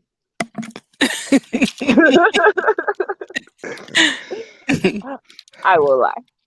now, see, as a man, I can't respect a dude who's like this because this is the dude, right? Hmm. This dude basically embodies everything that a lot of these quote unquote red pill manosphere dudes want to claim about women. Hmm. Because irresponsible, can't take what's the word they use, that can't take Accountability. accountability for their actions. This dude Hmm. isn't taking accountability. Oh no, that wasn't me. No, not me, not me. Hmm. Bringing loads of crap from one relationship to the other. Hey, Hmm. but y'all want to say it's only one group of people that does this? Nah. This dude's No. trash. That's all there is. He's trash. Mm. He's childish and irresponsible, and No, he's trash. someone. Trash. Yeah. Just Okay. trash. Just trash. Okay. In order, I Repeat have after to me. give him more than Trash. trash. I have to give him more than trash. Okay. No, because again, people like I've noticed this, right? There's this common thing with millennials where it's like they're a lot of them are like infantilized. Like they think that they're incapable of facing life, so they just don't. And it's like, yeah, he's got a lot of growing up to do. The thing is that what she's got to process is that that's not her problem. Like, it's not her problem. He's gonna grow up one day and make a great man for someone. It's just not gonna be her. Even if she sticks around and she fixes his problem, he's going to see her at best as a mother figure. Someone to save him. Once he's grown into a fully grown man, he's not going to want her because he's going to see her as a mother, and they will have established that mother-son relationship, and he's going to want to find a woman who sees him like a man. So either way, it's going to be a wasted investment for her anyway. She needs to pack up now and let him sit there if he's going to be in the gutter, wherever he's going to get before he figures out he's got to take control of his own life and fight his own battles. But that's not her fault or her problem, and it's not going to pay off in the end. It's just not. And I know because I've made that mistake. I really have. It doesn't work. My Okay. thing, my thing is when you got people with financial aids and they spreading it like uh, they're spreading it like it's Christmas and they Hmm. Santa Claus. Hmm. These are people who don't care about the people they're around that they supposedly care about them, right? And I'm gonna get a little personal here. My sister, when I was living with her, went ahead and put my name on a credit card with her, and then she ran up that credit card, and Mm. months later I'm getting a call. Hey, excuse me, yeah, you're an authorized user on this card, but can you make a payment? Mm. And I come to find out that years down the road, my little brother, he's actually with her for a summer or two, right? She does the exact same thing to him. So these people Wow. don't care. They're trash. They will hurt the people that are in their family. They will hurt anybody just for an extra dollar or another Gucci bag or whatever she's spending these thousands of dollars on. She decides that she has to have that 65-inch TV in her house, right? And Hmm. she could only afford a 32-inch, but it doesn't matter because she's gonna find somebody's name to put on that loan so she could say she got that 65-inch TV. He's gonna Hmm. go ahead now. He's gonna have the financial aids and say, "Oh well, she's spending all this money and there's nothing I can do about it. But I'm gonna get into a brand new relationship and ruin the next chick I'm with." Trash. And he doesn't even look at it that way. Now, I will Mm. say the ex-wife, she may have that attitude. She may Hmm. not care where the next dollar come from. She'll sign anyone's name. That is possible. But, even though I would, if I had to make a decision, I would actually not deal with this guy. But I really would like to know the details. I really would like to know the length of time they were married and the amount of debt and how it all came about. Because I don't know, but if I had to guess, I don't think the wife behavior is any different than it was when they were married. I really Facts. don't. No. No, I 1,000% agree. And see that I think that's why like I look at the wife and the husband as two different types of trash, right? Whereas in I don't think he sees it that way. I think that she is that kind of trash, and he is the kind of Mark that's perfect to pick to be this kind of trashy human. And so when you're a Mark, and that's why I said, I'm like, I think he's literally conquered by life. Probably by this woman, the one he was married to. I mean, women maybe before that, like he's just a perpetual Mark. And so he gets used and abused and spit out, and he just kind of he has given up fighting. He has lost his sense of purpose, his sense of identity and self, his sense of pride, obviously his sense of masculinity and manhood. I think he's just lost touch with all of that because of his experiences. And so he's just wandering about. And then he's also the perfect kind of Mark for, a Captain Sable homosexual. So, because then she sees him and he's lost and he's just been beat up and abused by life. Issue. I've been having a connection issue since I've been doing it. So I've been going in and out. We We can hear hear you Rhonda. now. And then we lost her. Yeah, Wow. that seems appropriate given the night. Right. So I think that, again, because I look at this woman, the one who wrote in, right, and Mhm. I don't really see her as like she wasn't a target. I don't think she was. I mean, she didn't explain exactly how they met and whatever, but given the way she phrased things, it sounds like he was very upfront, open, and honest from day one. And she chose to take this on because she wanted to be the one to prove to him that a woman can have your back and not all women are like that and blah, blah, blah. Right. And now that they're 2 years later and in the last couple of weeks, this craziness has happened. Now it's like, now you're starting to see an issue with it. But now you're starting to see that you've paid all this money and it's all going to the ex.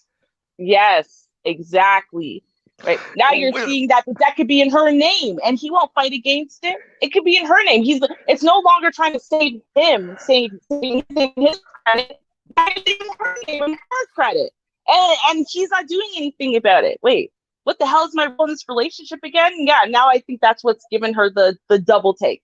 If the bailiff wasn't showing up for her debt under her name, I don't think we would have heard from her.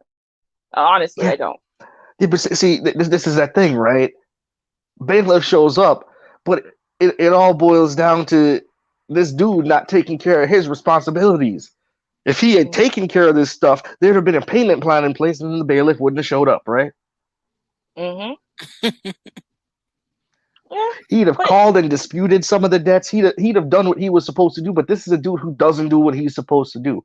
And whether or not he's a mark, whether or not he's been beaten up by life, this is the kind of dude I can't respect as a man. Show up as a Flying Dutchman, say, hey, you know what? Let's go half. And I understand what it's like to be broke, right? I understand what it's like to struggle. I understand what it's like to buy a bag of flour so you could eat for a week. And believe me, I made that thing work. Mm-hmm. Okay. I mean, I made lentil soup with dumplings. I made cinnamon rolls. I made biscuits. You name it. There's a lot of stuff you could do with flour that'll last you a week, right? Mm-hmm. Needless to say, if you in that situation, why are you in a relationship? Why are you dragging somebody else down with you? Mm.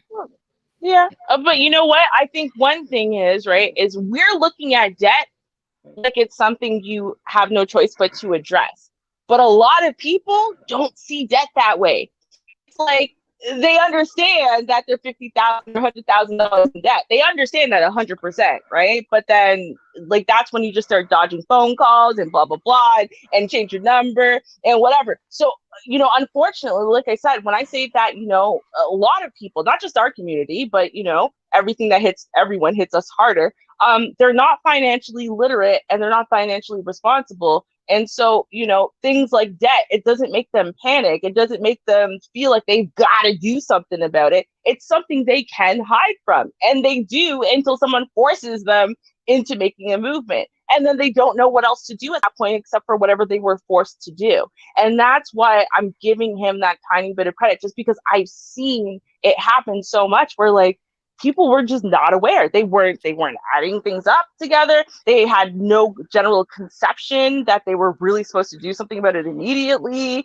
They thought that this was an acceptable way of dealing with the credit, the issues, which is hiding from them because that's what they saw everyone in their family do. So then you get this woman who comes into your life. She's a few years younger, but she is financially literate and she's financially responsible. And so she says, okay, babe, we're going to take care of this because, again, Captain Save a homosexual. And, so she wants to help him and save him.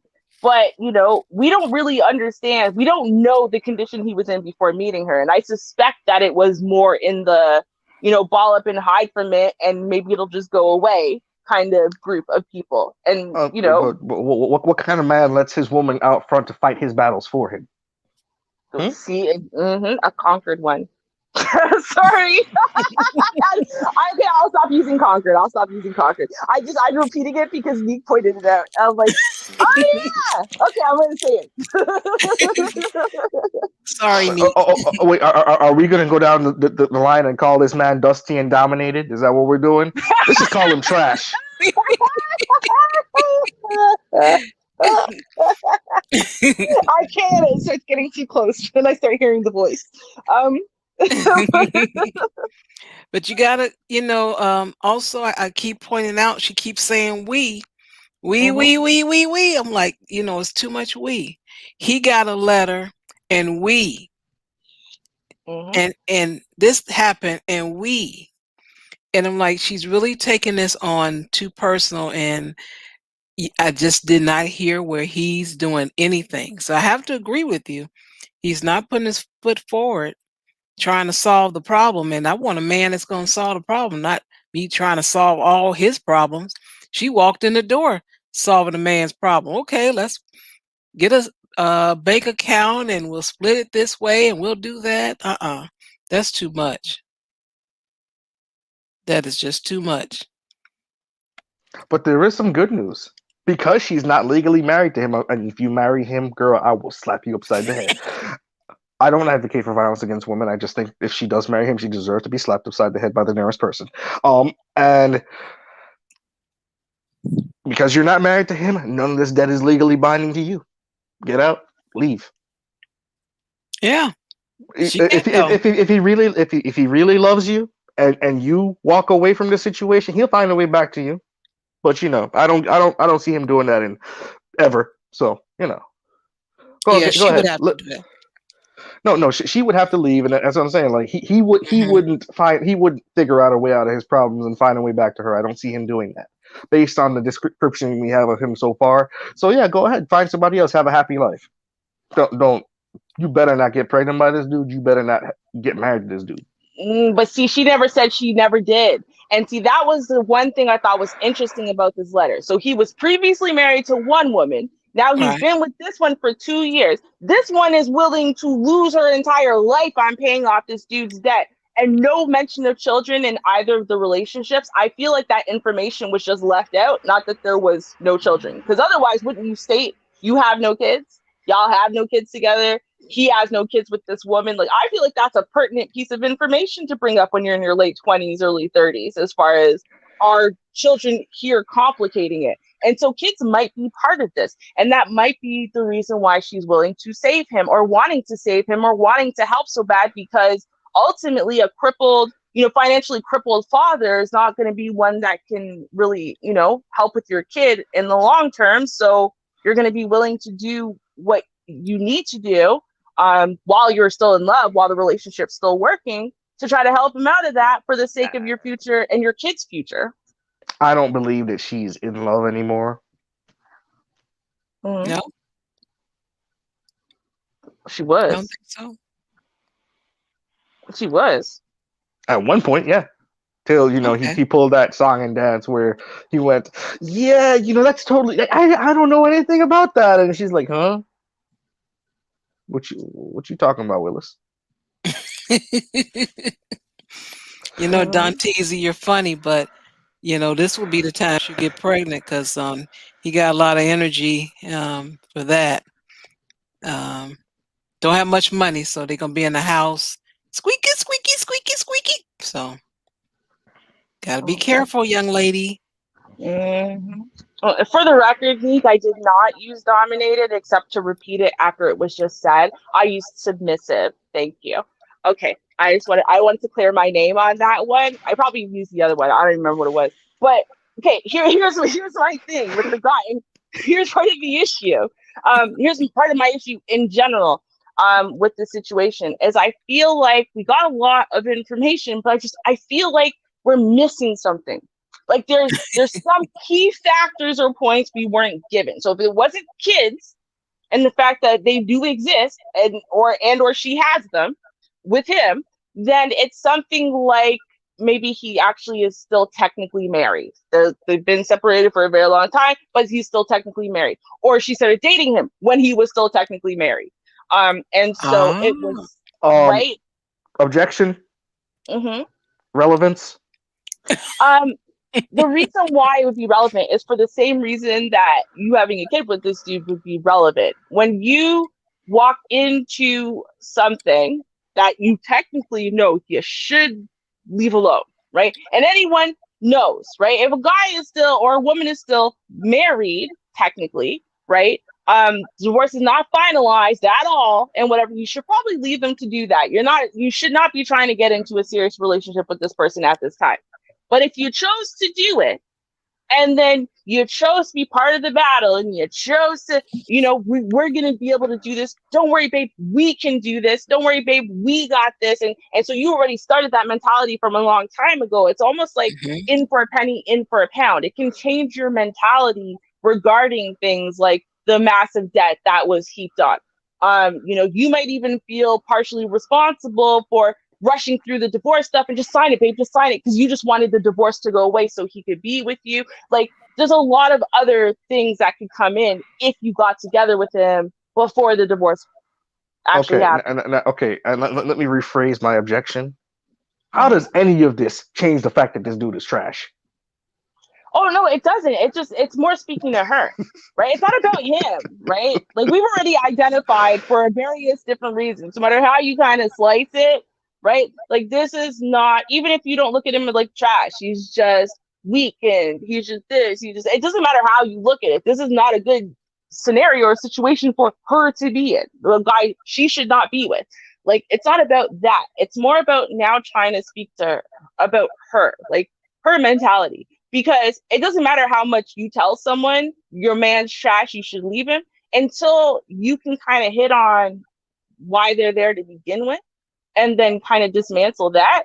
They'll probably turn around and still stay, because they'll say, well, you don't understand because you don't understand this part, you don't understand that part, or something, right? So I kind of try to like look at it like, where is she mentally right now? Why is she even here? Why did it get to this place?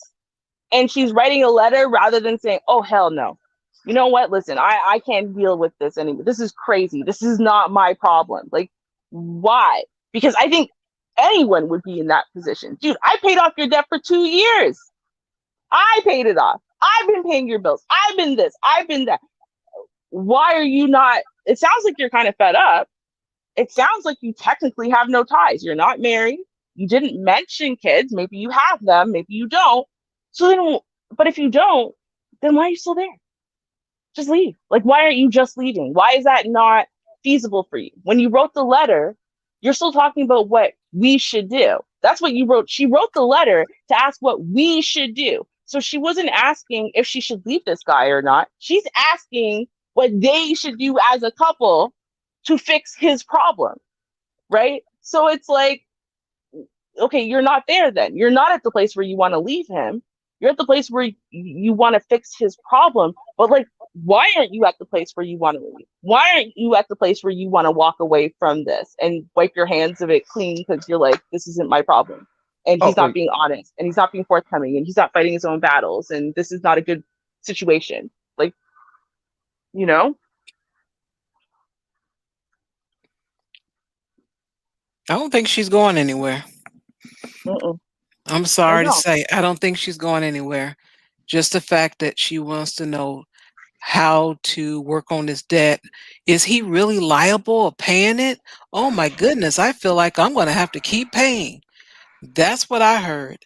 Mm-hmm. Well, whether or not he's liable, he's not actually taking any actions to prove himself non-liable. Therefore, you will be liable for the debt no matter what, because, like as was mentioned earlier, he has to go to the court and say, "Hey, this isn't me. he has to go to the creditor and say, "Hey, this isn't me." And since he's not doing any of that, guess what? You stay with him and pay all that debt for him with that Flying Dutchman dude. Yeah. Hey, girl, we could go half on this cheesecake at Cheesecake Factory. You know what I'm saying? Trash.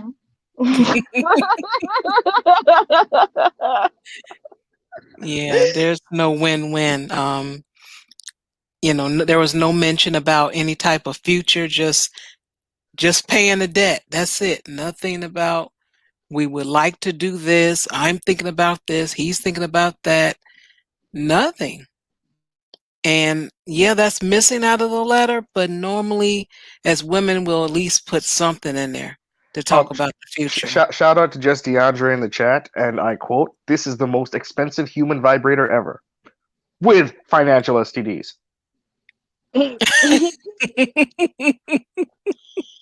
I mean, like, short of her being absolutely horrendous and hideous physically, like, it's too expensive for that to be his primary function. I'm sorry. I don't believe homosexuals get by not because they have a super expensive debt that the woman needs to pay off, but because they don't. Right. So like she's got to feed him and clothe him, pay all the bills so he has a roof to sleep under and he watches the kids. There's a trade-off there somewhere. But ultimately, she's not also paying his debt. She might be paying for his new cell phone, going forward. Speaking of which, Char, isn't she paying for his brand new polo shirts too? I think so. Because she's covered more than half, right? So right, more than half. Yeah. Let's go 60-40, chick. You do the 60.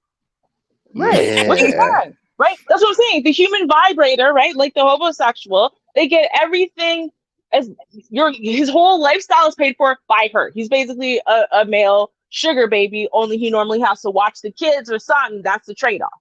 And that's what I'm saying. Like, this doesn't seem to be the case here. But more importantly is she's also paying off his debt he accumulated with some other woman. Right? That's paying not for the pussy she never saw. God damn. Right.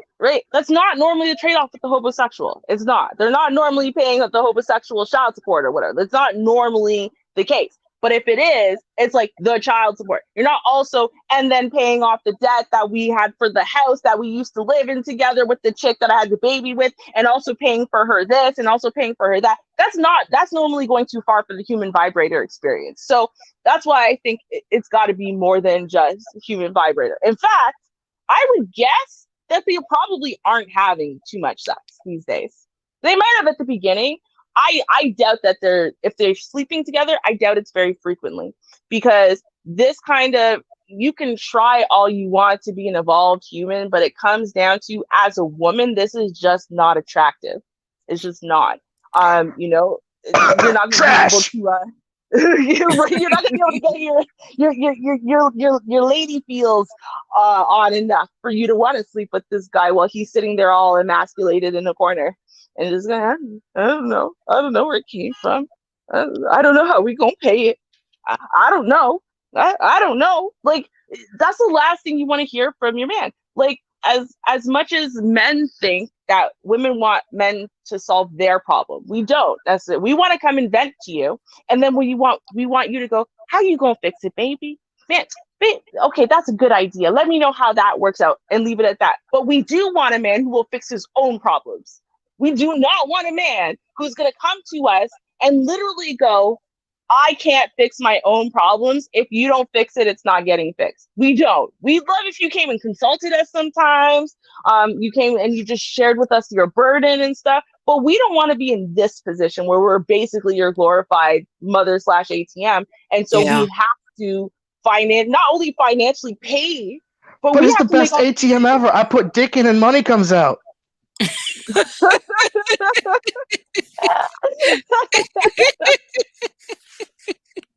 That is he's shitting it's abounds. That's a good one. That's a good one. Yep. No, but you see, that's what I'm saying. Like, I think that's why I don't think they have a sex life though. Like, there's only so far you can stretch that one. So she's staying in it then for what? For love. for this idea of future. But then what is she basing that on? Because he doesn't seem like the kind of guy who really gives you hope for the future and your future plans and what you're going to be able to do together for the future. Which Hey, you then, know, one of these days, girl, we're gonna graduate and it's only gonna be 55-45. Ah, yeah.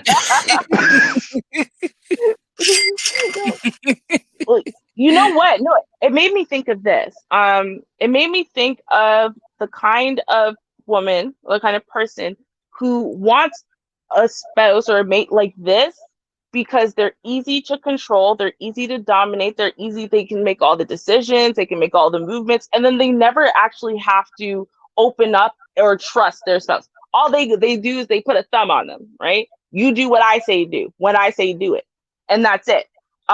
You know, because I mean, otherwise, how would this be fulfilling or functional? Unless you like it, unless you are happy and content. I pay over 50% of the bills. I'm the one who keeps him in his polo shirts. I'm the one who keeps him in his brand new Reeboks, right? I'm the one. I take care of all Hey, of they that. Nike I Air take care of Force all Ones. Don't be like that, chick. Don't be like that. They Nikes, Okay, man.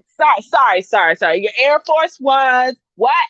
I do what I want. And so, you know, like, she wants to have that control. She doesn't want a guy who's going to stand up and say, oh, hell no. Oh, no, I'll take care of this. No, you sit down over there. No, I'm not taking your money. She doesn't want a guy who has that much, you know, pushback and, you know, kind of maleness to him, because I think that there's an inherent risk. There's a bigger risk to that. There's not a bigger financial risk, but I think there's a bigger risk emotionally and mentally that, you know, you open up, you start to trust this guy, you trust that he's going to make good decisions for y'all. And then, you know, it can come out of left field and, you know, completely screw you. Whereas, and I feel like in this case, I don't feel like she's surprised. She feels like that he lied about that one debt, sure. But I don't feel like she's that surprised and she's not overwhelmed by it. She's not disappointed or upset by it. It didn't seem to shake her conception of this man or the relationship. She's fine with this dynamic. It's like, So, why? Ruby, I have a confession to make. Mm-hmm. On top of financial herpes, I have financial HPV too. Oh boy. Golly, you got the whole damn cocktail.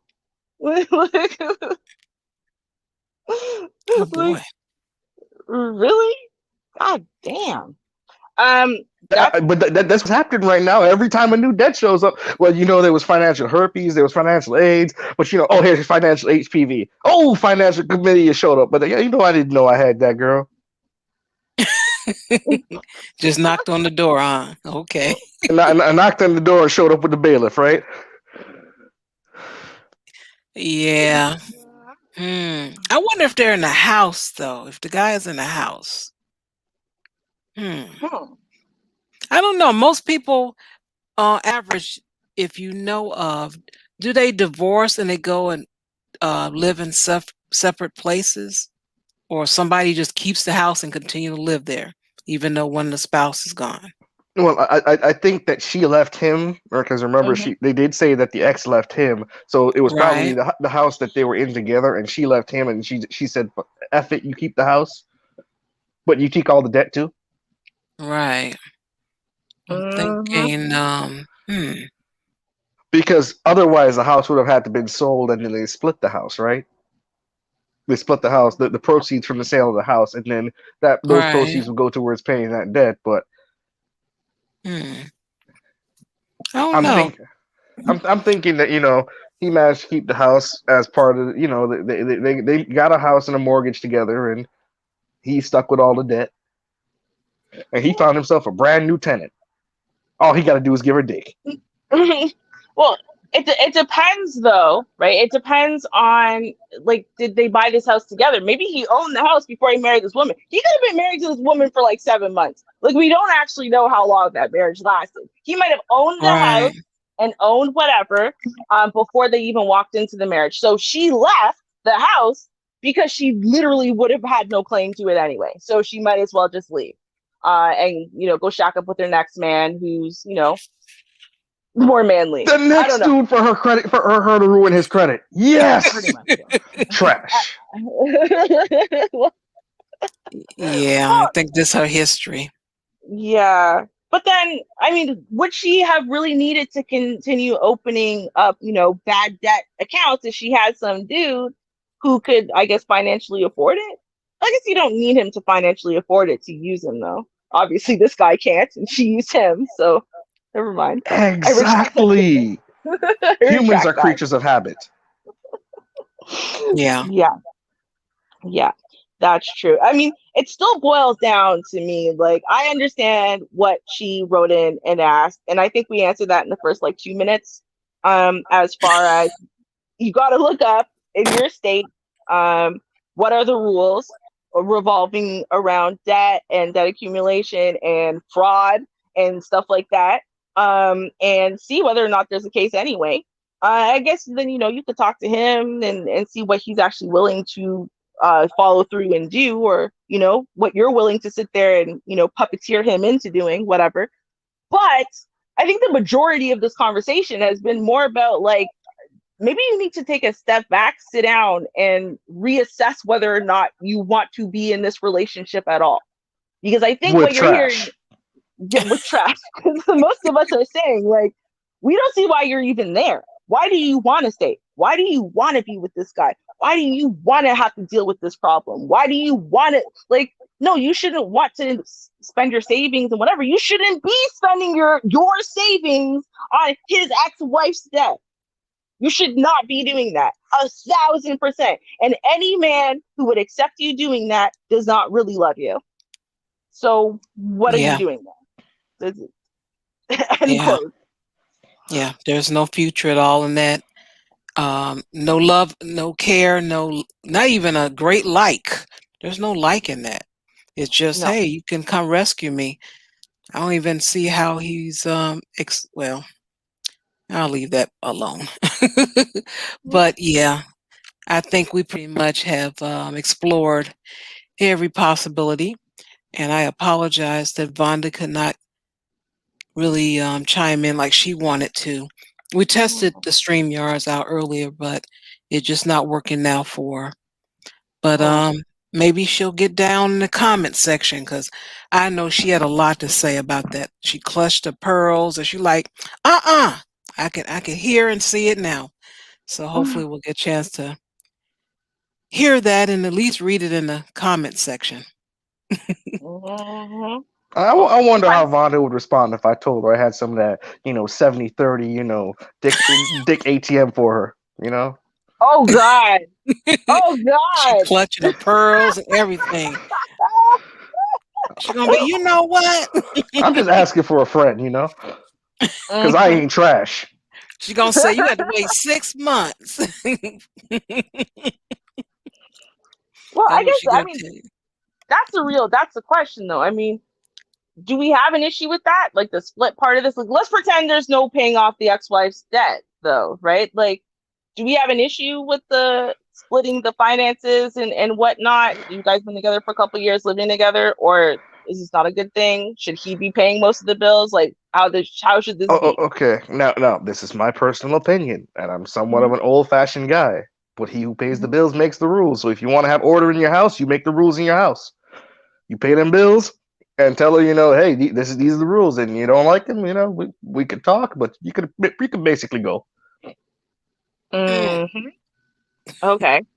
So then, second question about that, because I think, like, in this day and age, the majority of people, right, don't make a lot. So then the question would be, if you're both working, both man and wife are working, right? So Okay. together, you guys could be living an $80,000 lifestyle. But Okay. individually, if only one of your incomes is being used towards the finances, that means you have to live a $30,000 a year lifestyle Yes, together. and that would be the smart thing to do, because that way, if one of you loses your job, gets pregnant, breaks their leg, guess what? Mhm. Y'all can afford to continue living.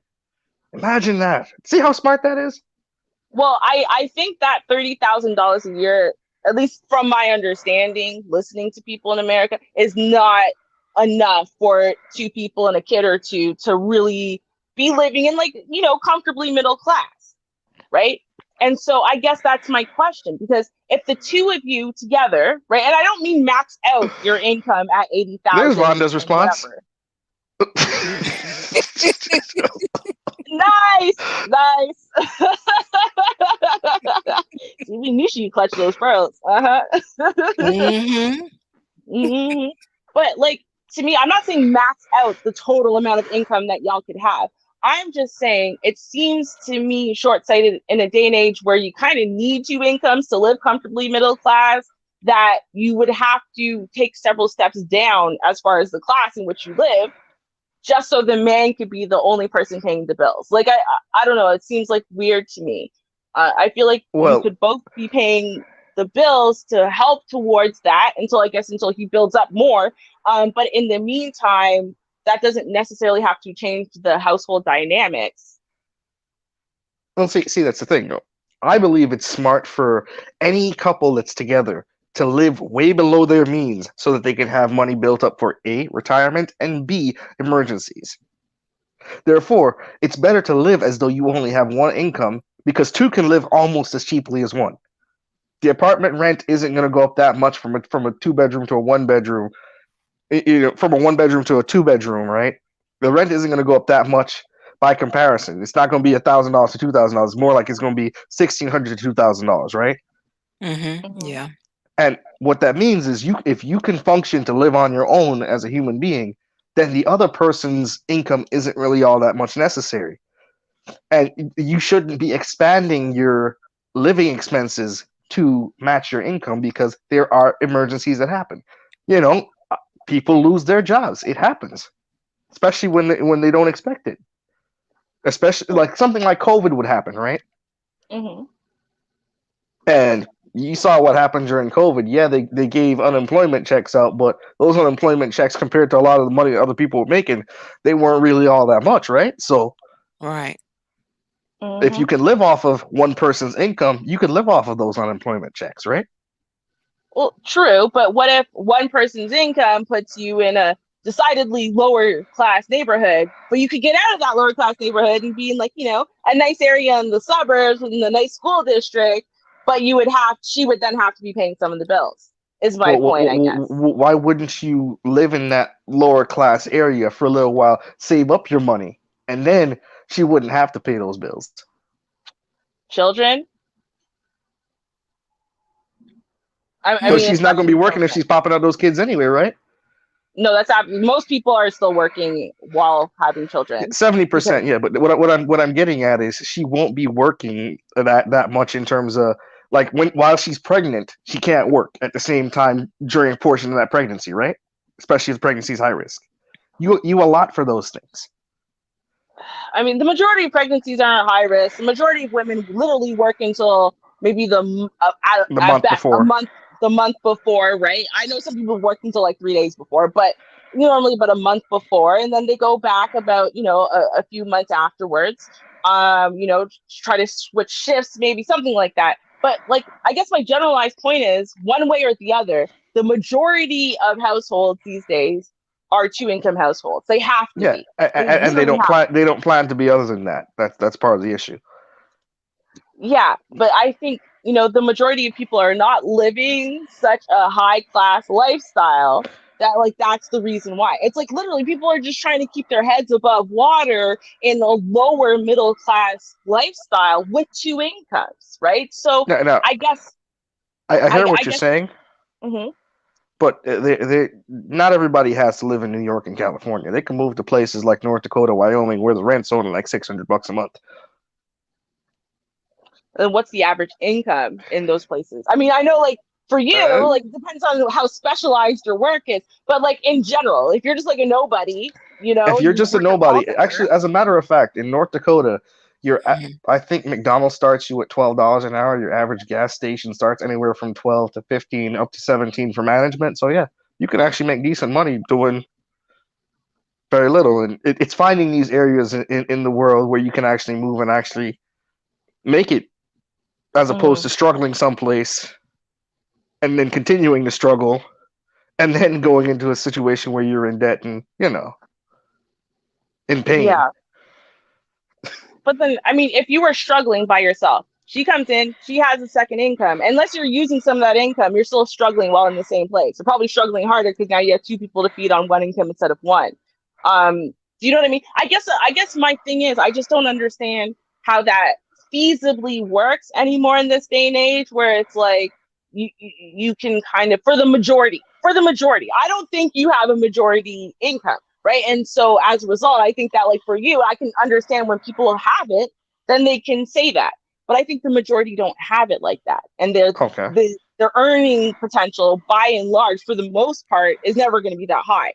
And so then you're looking at, okay, well, can we not have a functional dynamic without it being, well, since I pay the bills, I make the rules, and that's what makes me the head of the household. Like, It's possible for you to have a functional dynamic. It's just it it requires a lot more communication in the relationship, a lot more communication, a lot more trust in the relationship, mhm, and it also turns into a lot more stress in the relationship too, because if it's not just one person taking on the weight of the bills, both people are being stressed by the bills, so you have to factor that in as well. And mm, there are two causes of divorce that are number one causes of divorce, right?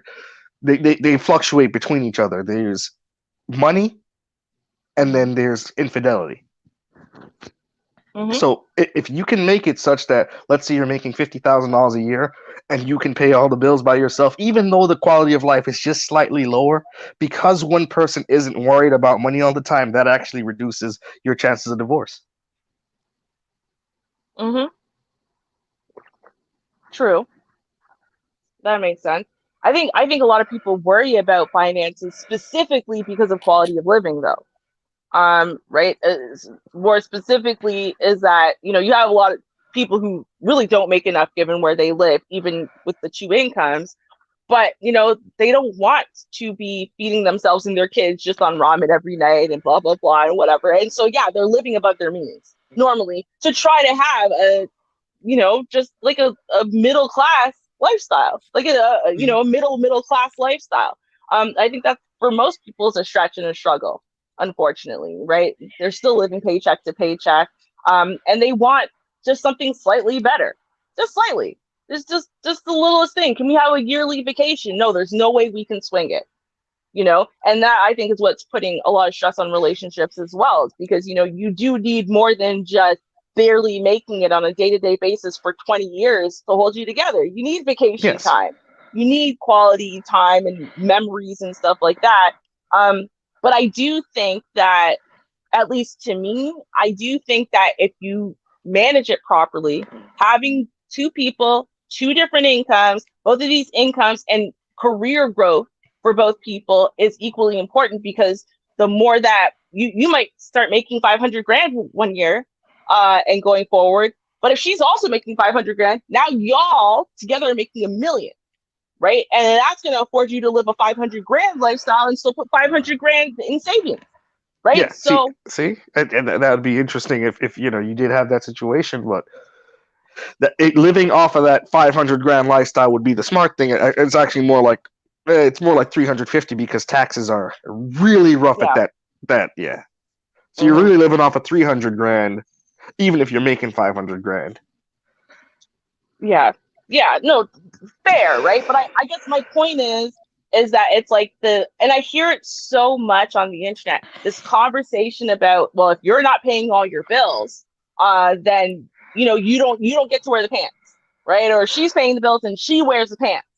And Well, it seems like that that's dynamic is true, but I just don't understand why it's not true for me in my life. That's why I guess I don't understand it. it's true for many people, because that's how they justify it. It's basically, if you're as a man, you're supposed to be the quote unquote head of the household, depending on religious background, right? And Mhm. head of the household means you're in charge of provision and protection. It doesn't mean that you are capable of providing everything the household needs, right? But you Mhm. are looked to for that role of provision and that role of protection. Mhm. And because you are looked to for that role, as much of that role as you can fulfill, up to 100%, is what I think you should do. Now, not everybody's going to be able to fulfill that role of 100%, especially depending on where someone lives. We get Right. that. Mhm. And we get that there's going to be situations where, the woman's going to probably pitch in, and sometimes the woman's going to be able to pitch in more than the guy at that time. Mhm. But the fact is, if you're looked to for provision and protection and you don't provide provision and protection, then you're failing the entire family. Hmm. I mean, but then what's your, I mean, I understand in this case of this discussion, provision is financial, but I just think that there are other ways in which a man provides to a household. Yes. And he's literally working 20 hours a day. He's 7 days a week. He's no longer able to provide in those other ways. So I would actually rather lose some of the financial provision in favor of all of the other things that, my man can do within my household and within my relationship to my children, whatever, that he wouldn't be able to do if his only provision that, the only thing he's being based on is how much money he's bringing in or not. Yes. No, Right. I agree with that, and that but once again, that's a thing that requires communication within the relationship. Obviously, this dude is not providing nor protecting for his True. woman because he's got bailiffs knocking on his door, and his woman answering the door, and she's paying off his debts and his ex-wife's debts for him. So he's obviously trash on the man Mm, scale, no, and true. Yeah. No, and I was gonna say that actually. I swear, I was gonna say he's still not providing, because he's not providing full, complete openness, transparency, honesty. He's not providing just something she can have faith in. He's not protecting her. Don't worry about it, babe. I got this. You don't have to deal with it. You don't have to be the one in the tizzy. I don't know anything about anything, but I'm about to figure it out now because Right. I gotta provide for this family. Not he has to be the one who has the dollar amount, but he's not even providing the information. So, he's not providing the fight. He's not providing the research. He's not providing the anything. And so, yeah, I still think either way he's a failure and she needs to reevaluate. And hopefully she comes to the conclusion that she's 28, she's young, still, there's lots of time to find the right husband, and this is not it. So, yes.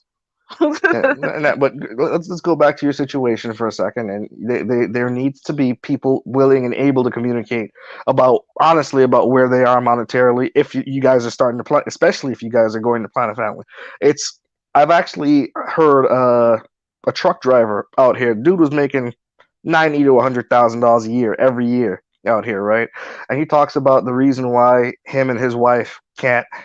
He told me, I asked him any advice you got for relationships because he's got a wife of several years, and his thing is make sure that the wife that you have or that the husband and the wife are both going in the same direction, meaning Mhm. that if he wants to say, let's say he wants to save up money to go on a trip to Europe, right? Or she wants to save up money to go on a trip to Europe, right? Mhm. If you both aren't in agreement on that, what's going to happen is you're going to be saving up money for this Europe trip, right? And then somewhere just before that Europe trip comes up, your wife's going to decide she wants to go on a shopping spree because she sees $13,000 in the account. Oh. And Mm. because y'all aren't going in the same direction, every time you want to go one way, she's going to go the other way, and it's going to Mhm. cause a fight. It's going to be Mhm. a drag down, brutal fight. Mhm. So you No, need that's to make true. sure that you're both in agreement and going the same direction. You say, "Hey, I want to save up this money so these kids have a little bit of money for college," and she goes, "Well, I'm gonna go out and get me a brand new car." There's a problem. Y'all aren't going in the same direction. Y'all need to make sure that you have similar priorities. Mhm. Oh, perfect word. Priorities. Like this woman clearly has her, stuff together, and she does have a priority of being financially stable and healthy.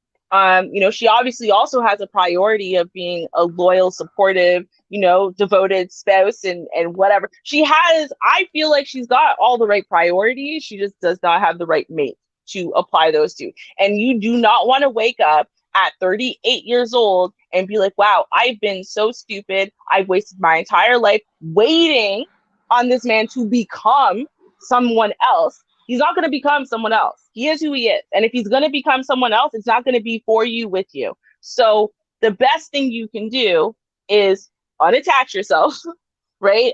Fix whatever it is inside of you that needs to be, the Captain Save a Hood Booger, and then readjust and get back out there after that, because you still got time. So what are you doing?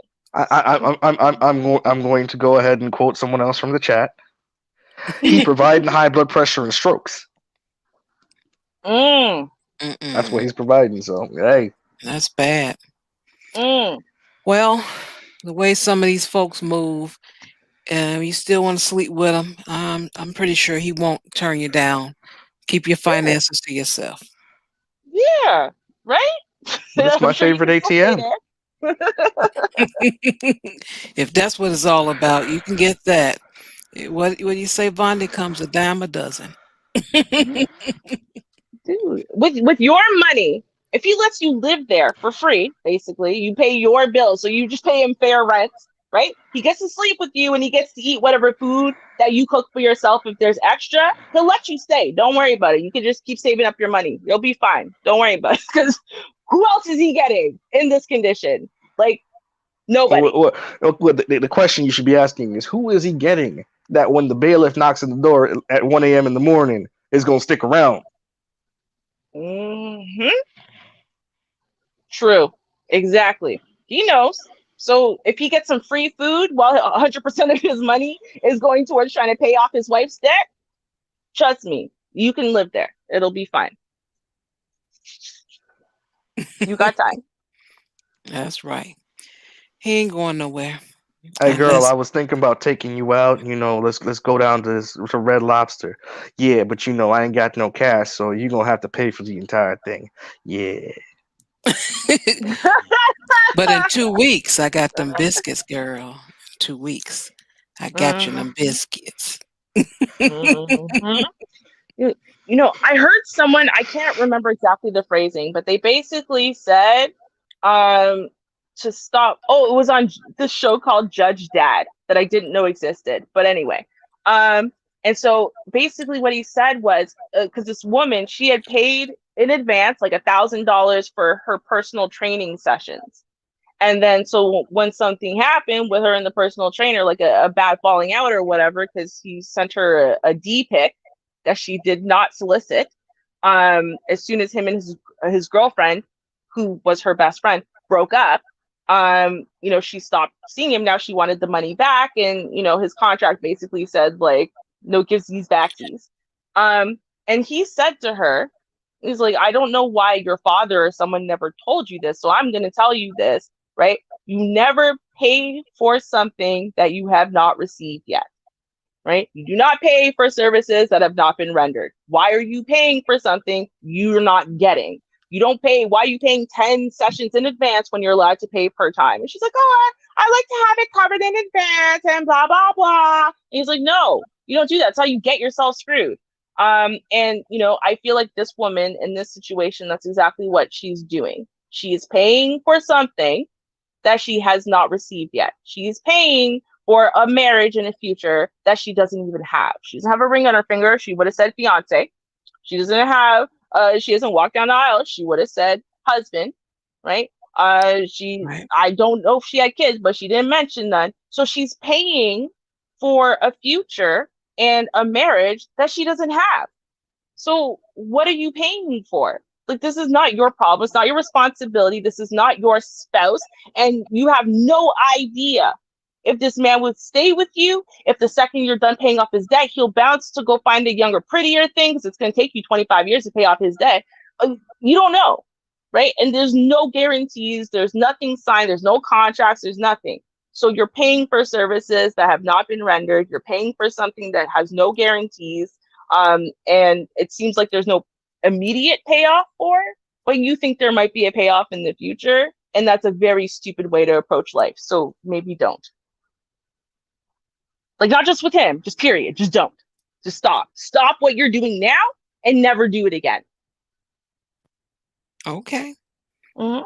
She might listen to that. I know it's a little bit more than what we was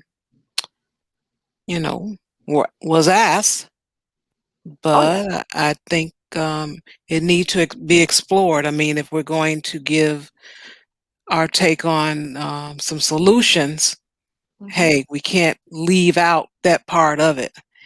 And I even mentioned that in the recording that I'm not, I mean, I hear you with the debt, but the first thing I'm thinking about is that relationship.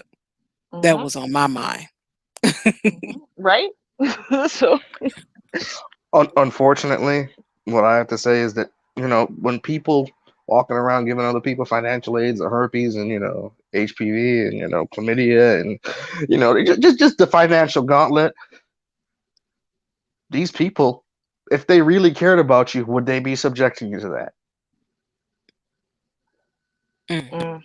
When you answer that question, hopefully you come to the same conclusion I did. That dude is trash.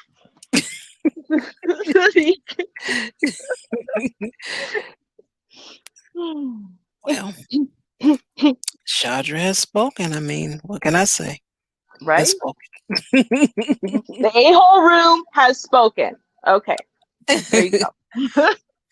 Yeah, but it's good information. All right. Well, we have explored all options. So I want to thank you all for joining in. And you guys were really funny in the chat room, but Right? serious at the same time. I'm still singing that damn song. No more shopping sprees. Like, oh, I can't get it out of my head now. Okay, lace up your gym shoes, run, all that stuff. Right? Ignorance. But thank you so much for joining in. I appreciate it. Thank you for those that contributed to the channel. I appreciate your donations. And don't forget to check us out tomorrow for article reactions. Oh yeah, 6:30 p.m. Central Standard Time. You don't know what I'm talking about? I'll play the commercial on the way out. And until then, peace. Cheers, y'all.